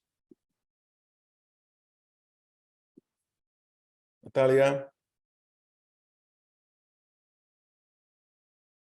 Sudarat. Please join your group.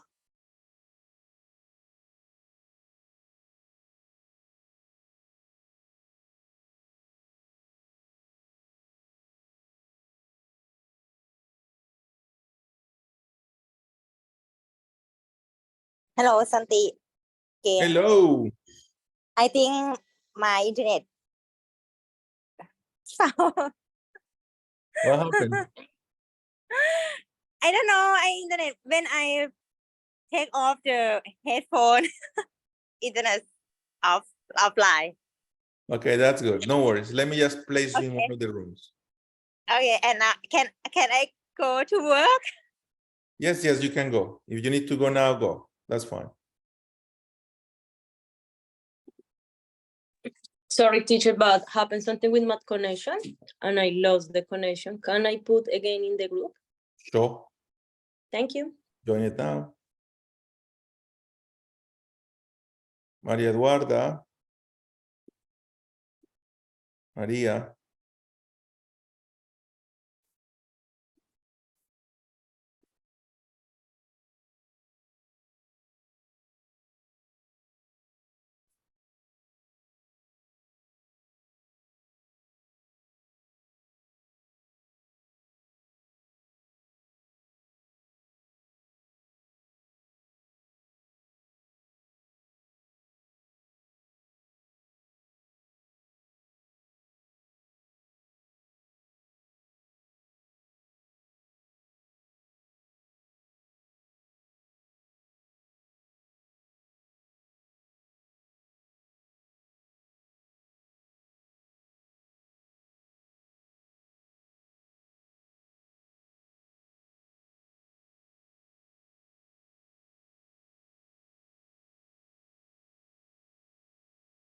Carla, Pedro, did you finish the online quiz? Yeah, I was in the group, but I don't know what's happened because the group just done, and we was making the exercise together, but I was following, but now I just return here. Okay. Mauricio, did you finish the quiz? Sorry? Yeah, I think it is not enough time for a full Not answer. enough time. Yeah, it was Yeah, not no, enough it's not. time. We got up were to all level 7. discussing. Okay, I'm so sorry about that. All right, I'll give you 10 minutes more. All right, let's try 10 minutes more. Okay, you reckon 10 minutes more will be enough? Yeah, of course. Yes. Right, 10 because minutes can work. then we Yeah. need to do the observation. All right, so I'm going to send you Yeah. to your groups one more time. Perfect.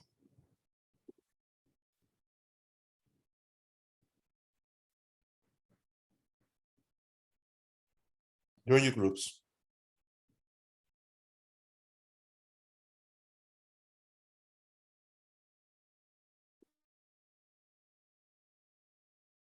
Have a lot of options. We have email to be able to let everyone who's pertinent know about our personal work plan. That's we one. have WhatsApp, we have Zoom or any other virtual assistant for meetings, or we have the meeting with them, like you said, as the meetings at the first, how did you call it? A standing meeting, The stand-up meetings. stand-up meetings.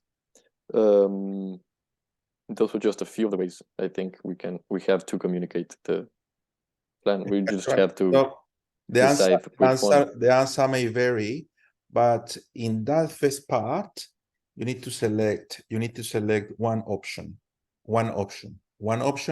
that you have used to communicate your personal work plan to your teammates, to your supervisor, and so on. Another option could be you may have a software like Trello, like Monday.com, like Asana, and it sends automated reports to every person involved in that work team. So that's why it's good to use these softwares too, because majority of the work is automated. Everything is in the cloud. Everybody can participate, give you feedback, and everything will be recorded in that system automatically for you. So that could be a really good answer too. Like a really good answer will be like, look, we use technology, we have Monday.com, or we have Trello, or we have Asana, or we have Google Calendars, and everything is in the cloud. Once I add my personal work schedule for that week, everyone in my team that is connected to that cloud, that is connected to that workspace, will have notifications, will have alerts, will have automated reports in terms of what I need to deliver this week.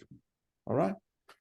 That will be one good way to do it. Alternatively, email, one-to-one meetings, stand-up meetings, Zoom, or any other option that you may want to select.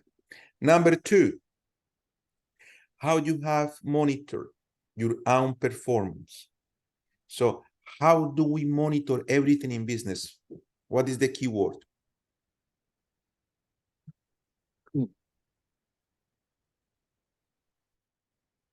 What do we use to monitor performance in business and marketing? PIs? We use KPIs. Performance indicators. That's it. So for number 2, you may say, I will be using some KPIs to monitor my performance. This will allow me to benchmark. What is benchmark? Is compare my performance with my previous performance. Is compare my performance with my team performance. So this will allow me to benchmark how I am performing this week. some KPIs I will be using: sales per week, cold calls per week, issues or tickets solved per week or per day, another punctuality, clock in and clock off, and saving or cost savings associated to the work that I do. I have been saving 20% more resources compared to last week. Another key performance indicator could be compliance received by customer per day or per week. You got the idea, yes? So that is for number 2, and you need to mention one performance indicator. But what really matters is that you mentioned that, Carla, KPIs for the item number 2. All right. For the item number 3, you need to discuss variation. So what is variations? Is the difference between what is expected and what is actually happening, and how you are going to manage those variations. All right. So in business, we use something that is called a standard deviation. Standard deviations will give us a good visualization, a good graphic visualization about those variations. So a standard deviation will tell us what is within what we expect, what is far away, up or down from what we expect. And that will allow us to identify what task we need a more tougher, more difficult KPI, or what task we need to relax those KPIs a little bit. You know what I mean? Because the KPIs are not written in rock. We shouldn't change them every week, but we should analyze variations to make them more realistic next time that we need to assess our work, which is next week. All right? So that is what you need to add in the report. First part, all right, how you communicate your work schedule. So the report goes and says, every week I will be reporting using our technology project management software tool, which is Trello.com or whatever. Point number 2, I will be implementing every week some key performance indicators so I can benchmark myself, benchmark critical work myself against my previous results and those that are being achieved by my team. And number 3, for the report, I will keep an eye how far from average the results are, so I can define if I need to relax some key performance indicator, or if I need to make some key performance indicators more difficult to achieve. That's, in a nutshell, how you can approach that question. Okay? Okay. Right. Thank you. Thank you, Santi.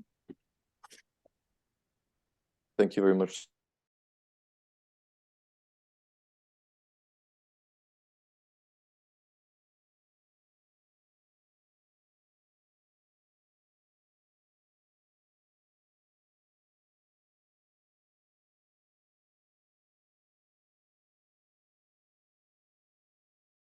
Yes.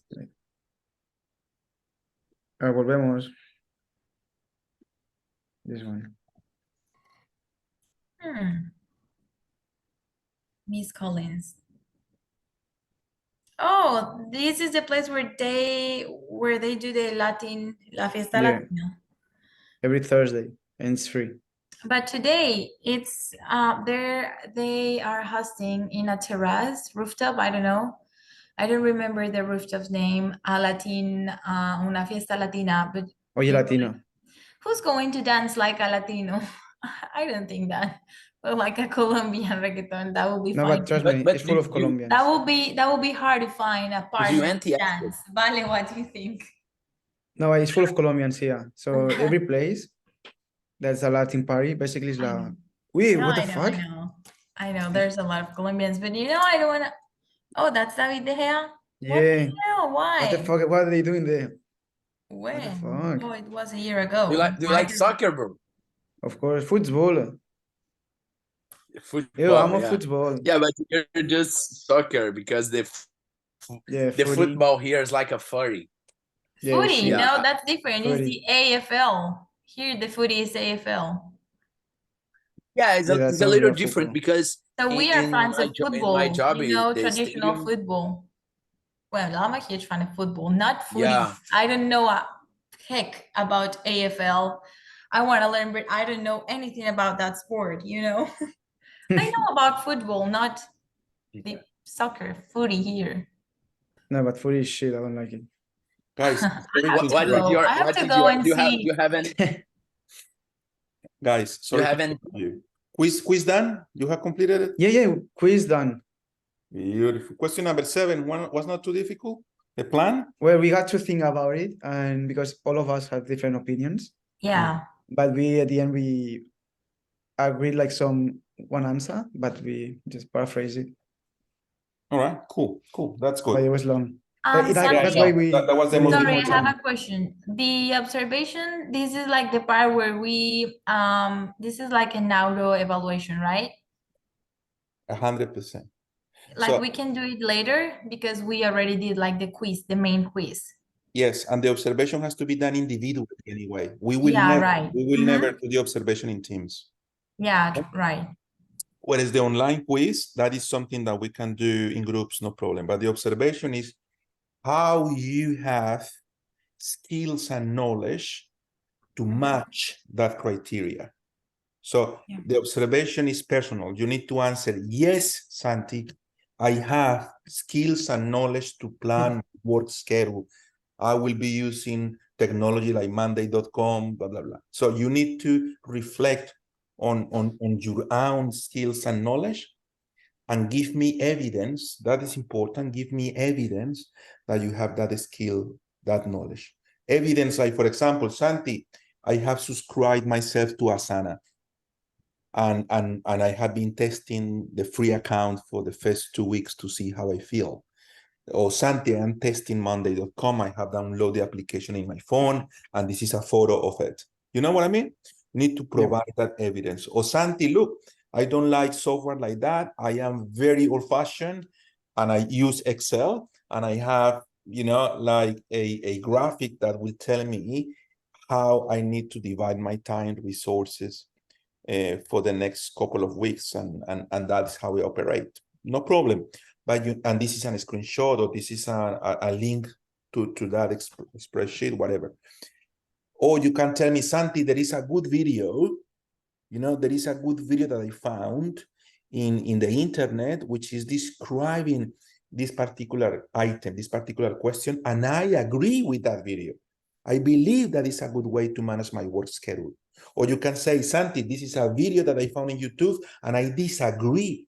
I strongly disagree with that video because that is not how we manage the time in 2023.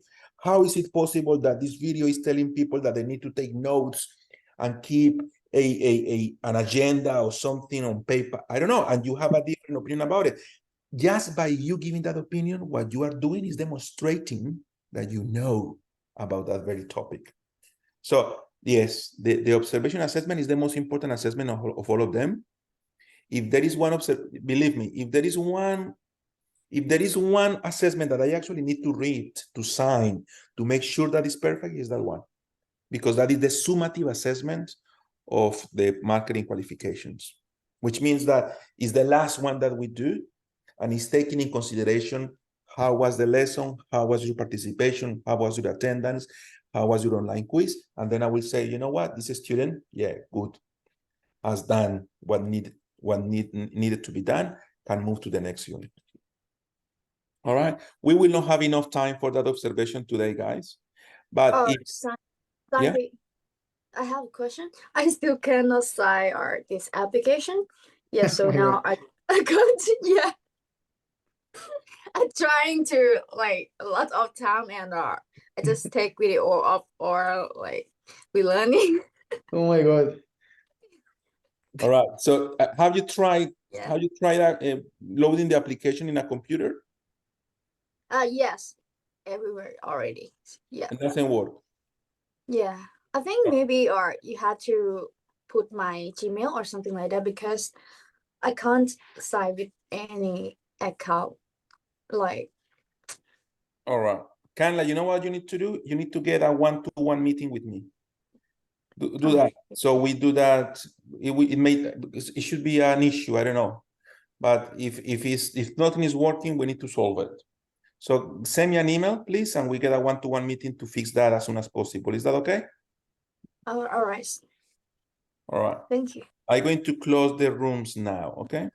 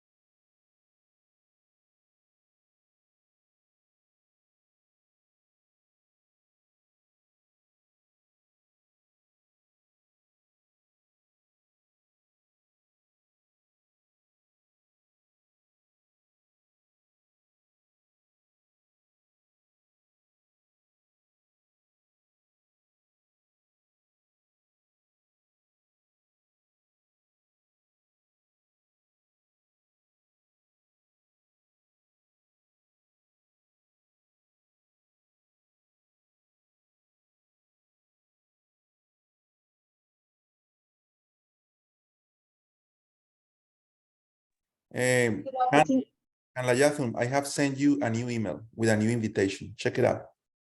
Okay, I'm gonna check it right Check now. it out. There is a new invitation for you to join in the program. Okay, guys. Thank you for having worked very hard on that online quiz. Oh, All right. You need to do the observation now. Not now. I mean, you have time, but certainly we will not be able to complete this unless you give me 15 minutes of your time. It's up to you. How do you feel, guys? Do you want to do the observation with me now, or? Of course. Yeah. Yeah.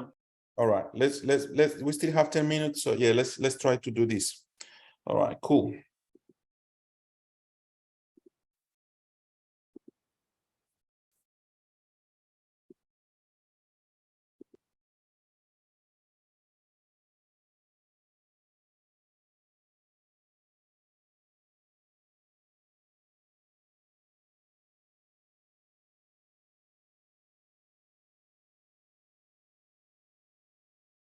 All right.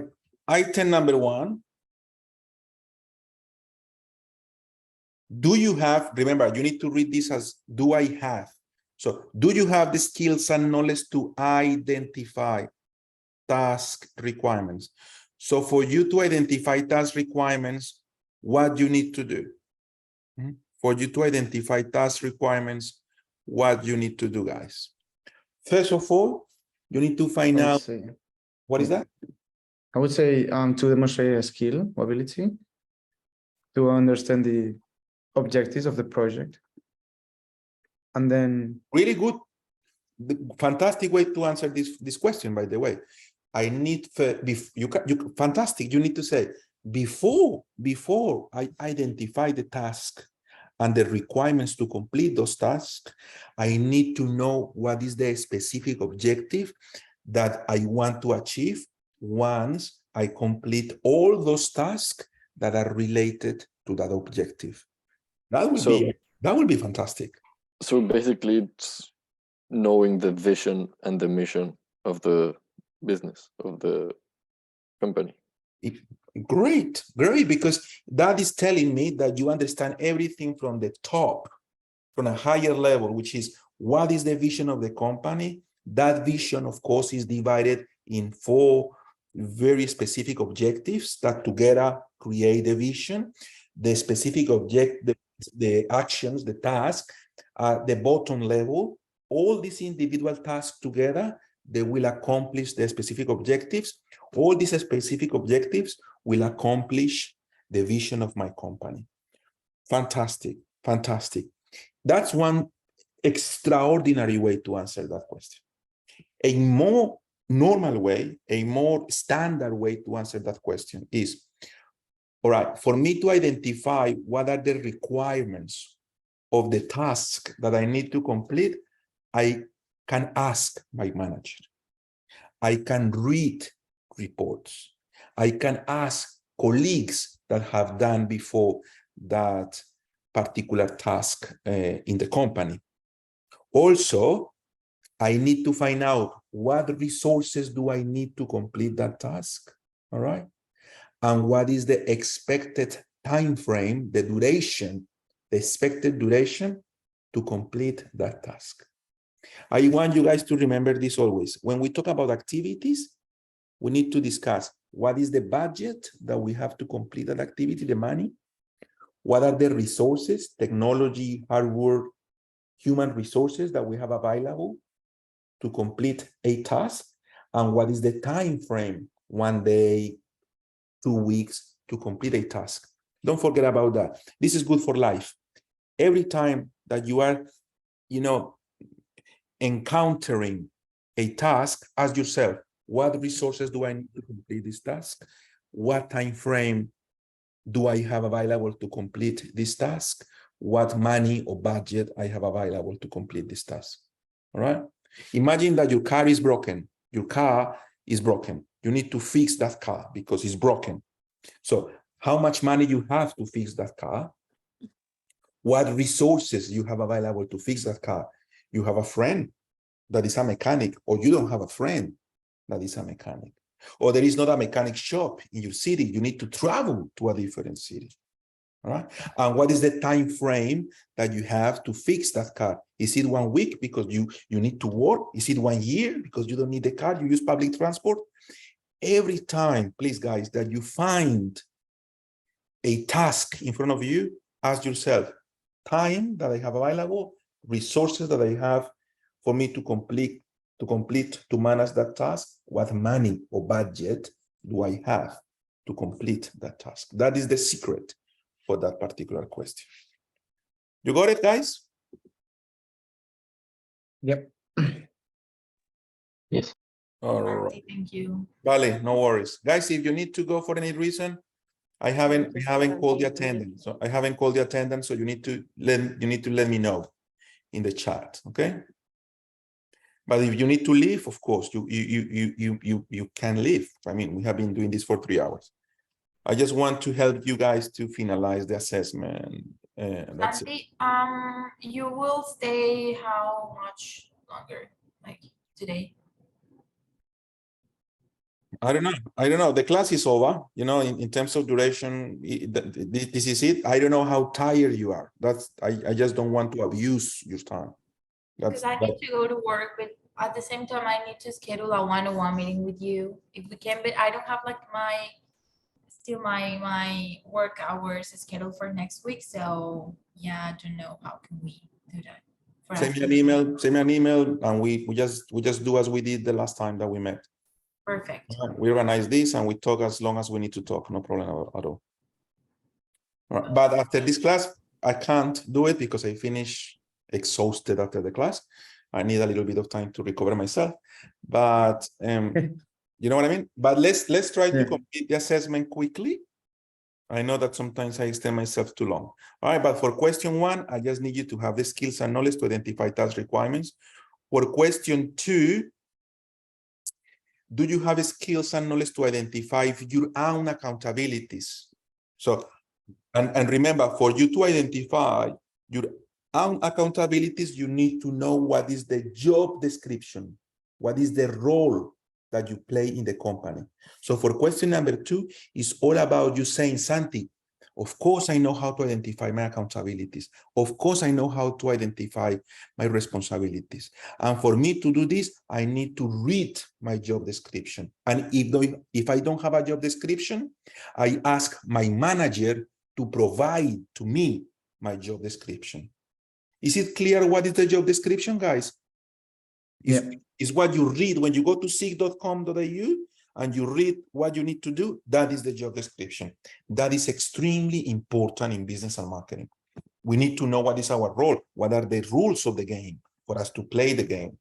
All right, that is for question number 2. Question number 3, do you have the skills and knowledge to assess barriers for performance? So what could affect your performance? You seek. What could affect your performance? You are demotivated. But what is the most important barrier that could affect your performance, guys? Tell me. What is the most Lack of knowledge. What is that? Lack of knowledge. Lack of knowledge. How we solve that? We talk about that in the class. How we Oh solve yeah, with the how we solve PD. how, with that, Samuel, sorry?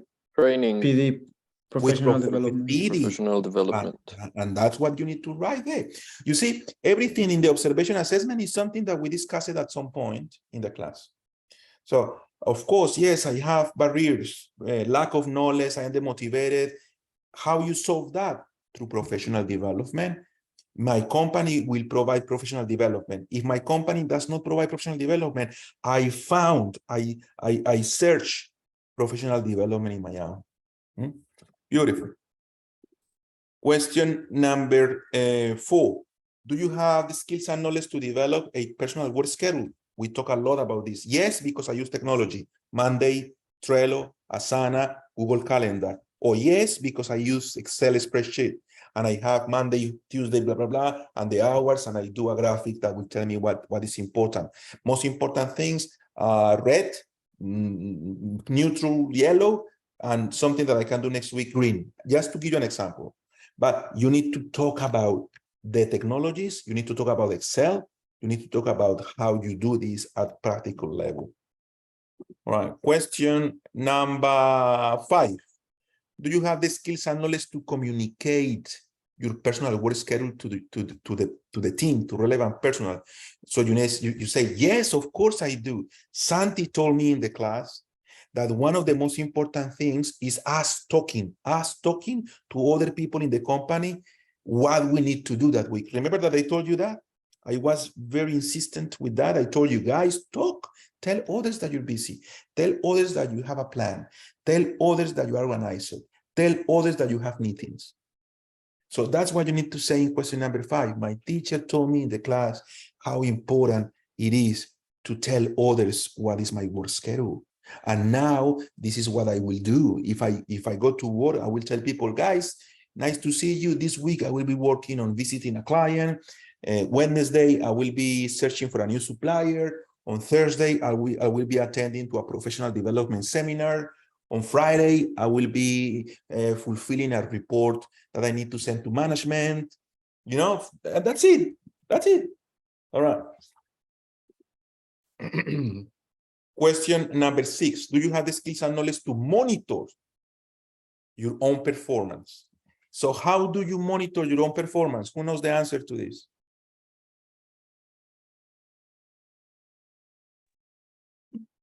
With feedback. We have key performance indicators. So if you don't write KPIs, you will not be passing this question. I need to be super clear with this. Because KPIs, key performance indicators, is the only way to measure your own performance. Is the only way. You cannot tell me, oh, you know, my performance this week was good. It's good. No. Tell me the percentage. Tell me the number and how it compares to previous week. So then I will tell you if it's good or not. You understand what I mean? I don't want to be mean, but just to give you an example, you need to provide key performance indicators for you to do the measurement. You know what I mean? Oh, Santi, I like to drive my car very, very fast. How fast? Very fast, Santi. What is fast for you? Very fast. I could be thinking about 200 kilometers per hour. I could be thinking about 45 kilometers per hour. You need to give me the number, the percentage, and that is done using key performance indicators. Guys, is this clear for everyone what a KPI is? Sure? Yeah. All right. KPIs. If you don't know, let me know, please, or we talk about that later on. But again, if that is not your answer, you will not be passing that assessment. All right. Question number 7. You need to document variations between expected and actual work. we talk about the standard deviation, remember? We talk about the standard deviation. What is a standard deviation? Polarization against the average. Polarization against the average. So imagine that one day you complete a task in 2 hours. The other day you complete the task in 4 hours. And the other day you complete the task in 6 hours. All right. 2 hours, 4 hours, 6 hours. What is the average?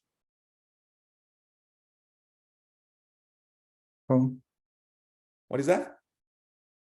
you said 2, 4, and 8? 2. And Monday, you complete the task in 2 hours. Tuesday, you complete the task in 4 hours.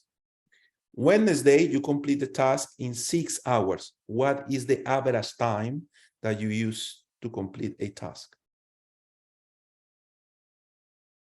I was in mute. 2, 4, and 6, right? Yep. 4. 4. Easy. Average, easy for us. What is the standard deviation to 4 on Mondays? 2. Minus 2. Because on Monday, you completed the task in 2 hours. Yeah. And the average is 4. So the standard deviation is -2. On Tuesday, what is the standard deviation?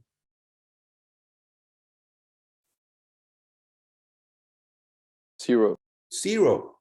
Because you take 4 hours and that day you actually use 4 hours. Yeah. And on Wednesday, the standard deviation will be +2. All right. Now, I want you guys to imagine one day, instead of you using 2, 4, 6, one day you use it 12 hours. All right. The graphic will yell like something is happening here. The deviation is huge compared to the average. At that point, you need to stop by and find out what is causing such a huge deviation to the standard. You understand what I mean? Yeah.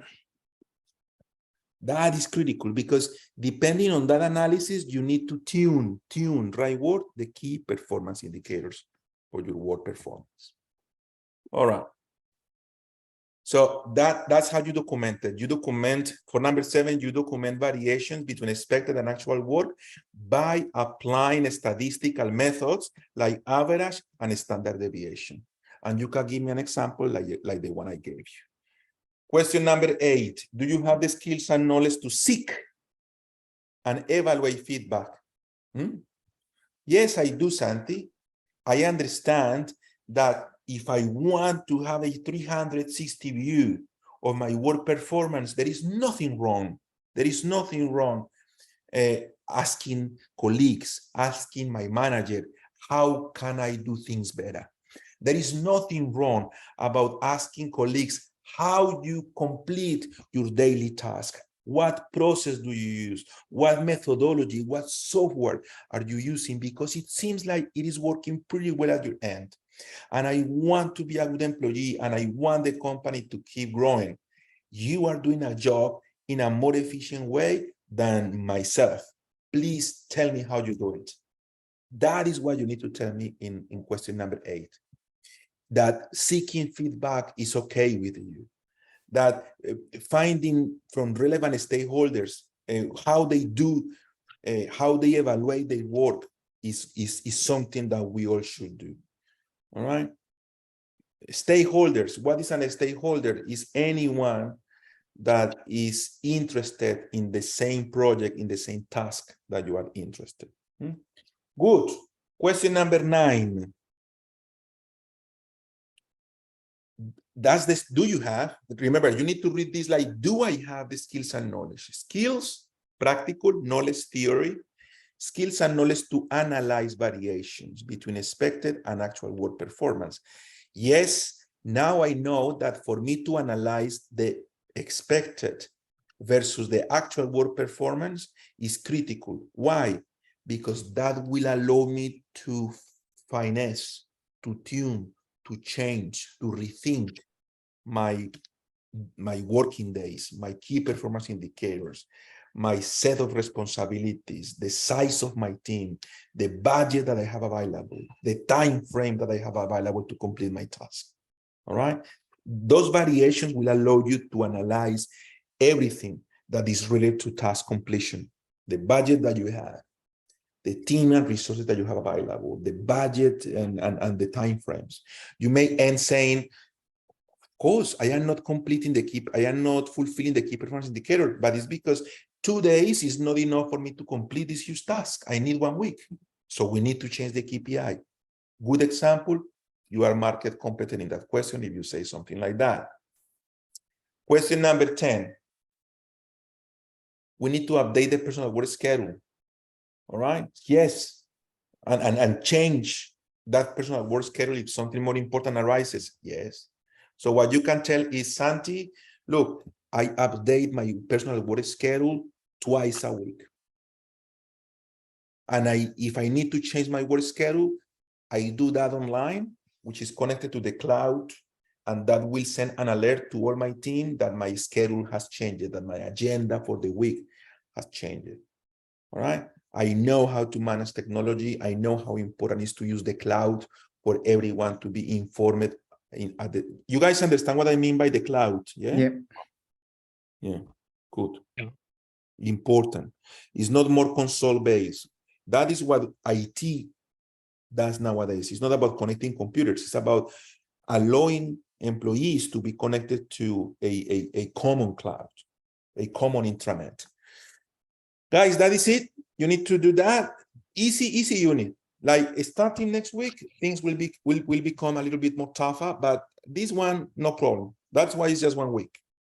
Starting next week, every class will have 2 weeks. All right. Week number 1, only theory. We will not be doing more assessments. Week number 1.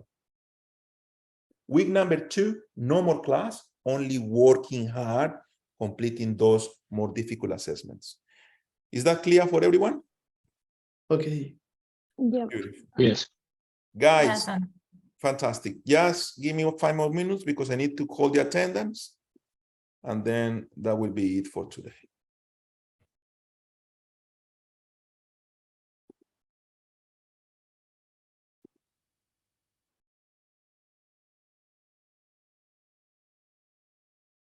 All right. So, Samuel, you here? Yeah. Yes. Great participation today, Sam. Thank you so much. Thank you. Panaran, Take care. you too. Edgar Enrique Becerra was here. Yes, I'm here still. No worries, Market. Kanjalathum, look at already. Ampini, you here? Yeah, I'm here, yes. Beautiful, you've been Market. Deborah? No. Supicha, yes, you Market.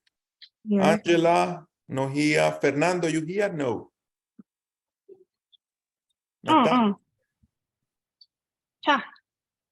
Natalia, you here? Yes.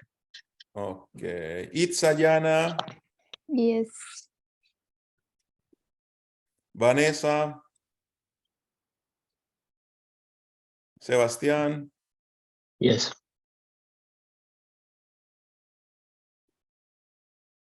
Sebastián, Sasipimon, Yes, I'm here. Pedro Lucas, I saw you. You here? Good job today, Mike. Good participation. I like it. Good attitude. Alice. Alice is not here, yeah?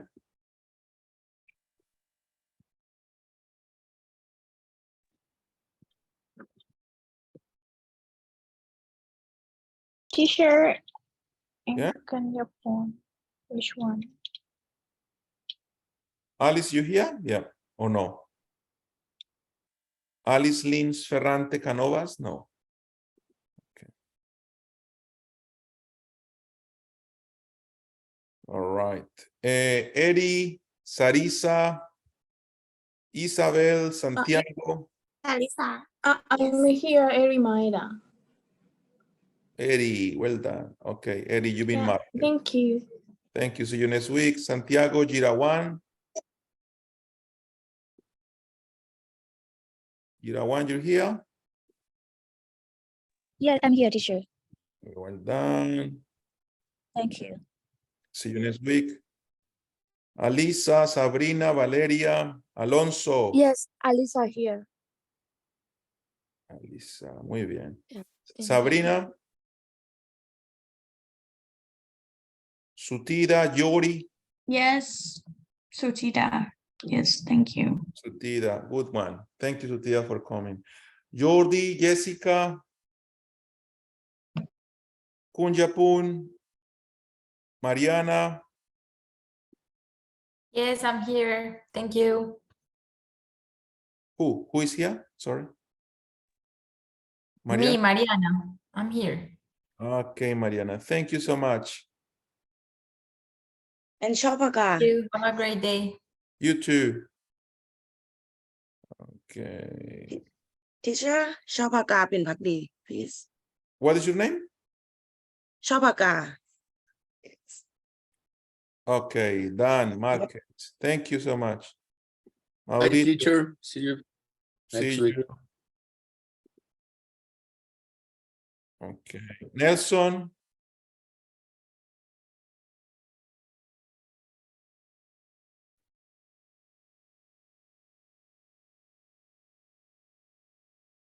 Ponwadi.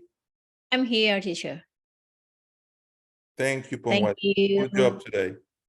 Pacamon. Camila. Yep. Hello. Thank you for your participation today. Really good participation. I like it. Good job. Thank you. You have been marked. Kamaiton. Giranun. I'm here. Thank you. Pleasure. Maria Eduarda.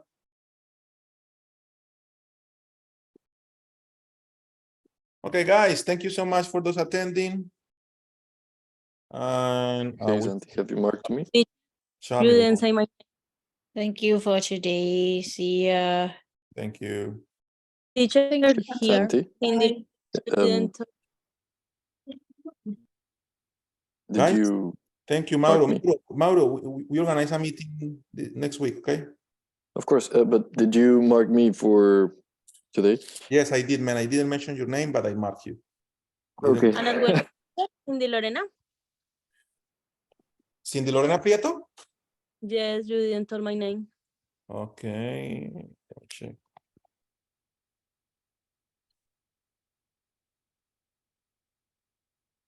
You mark it. You mark it automatically. All right. Yeah. Thank you. Bye-bye.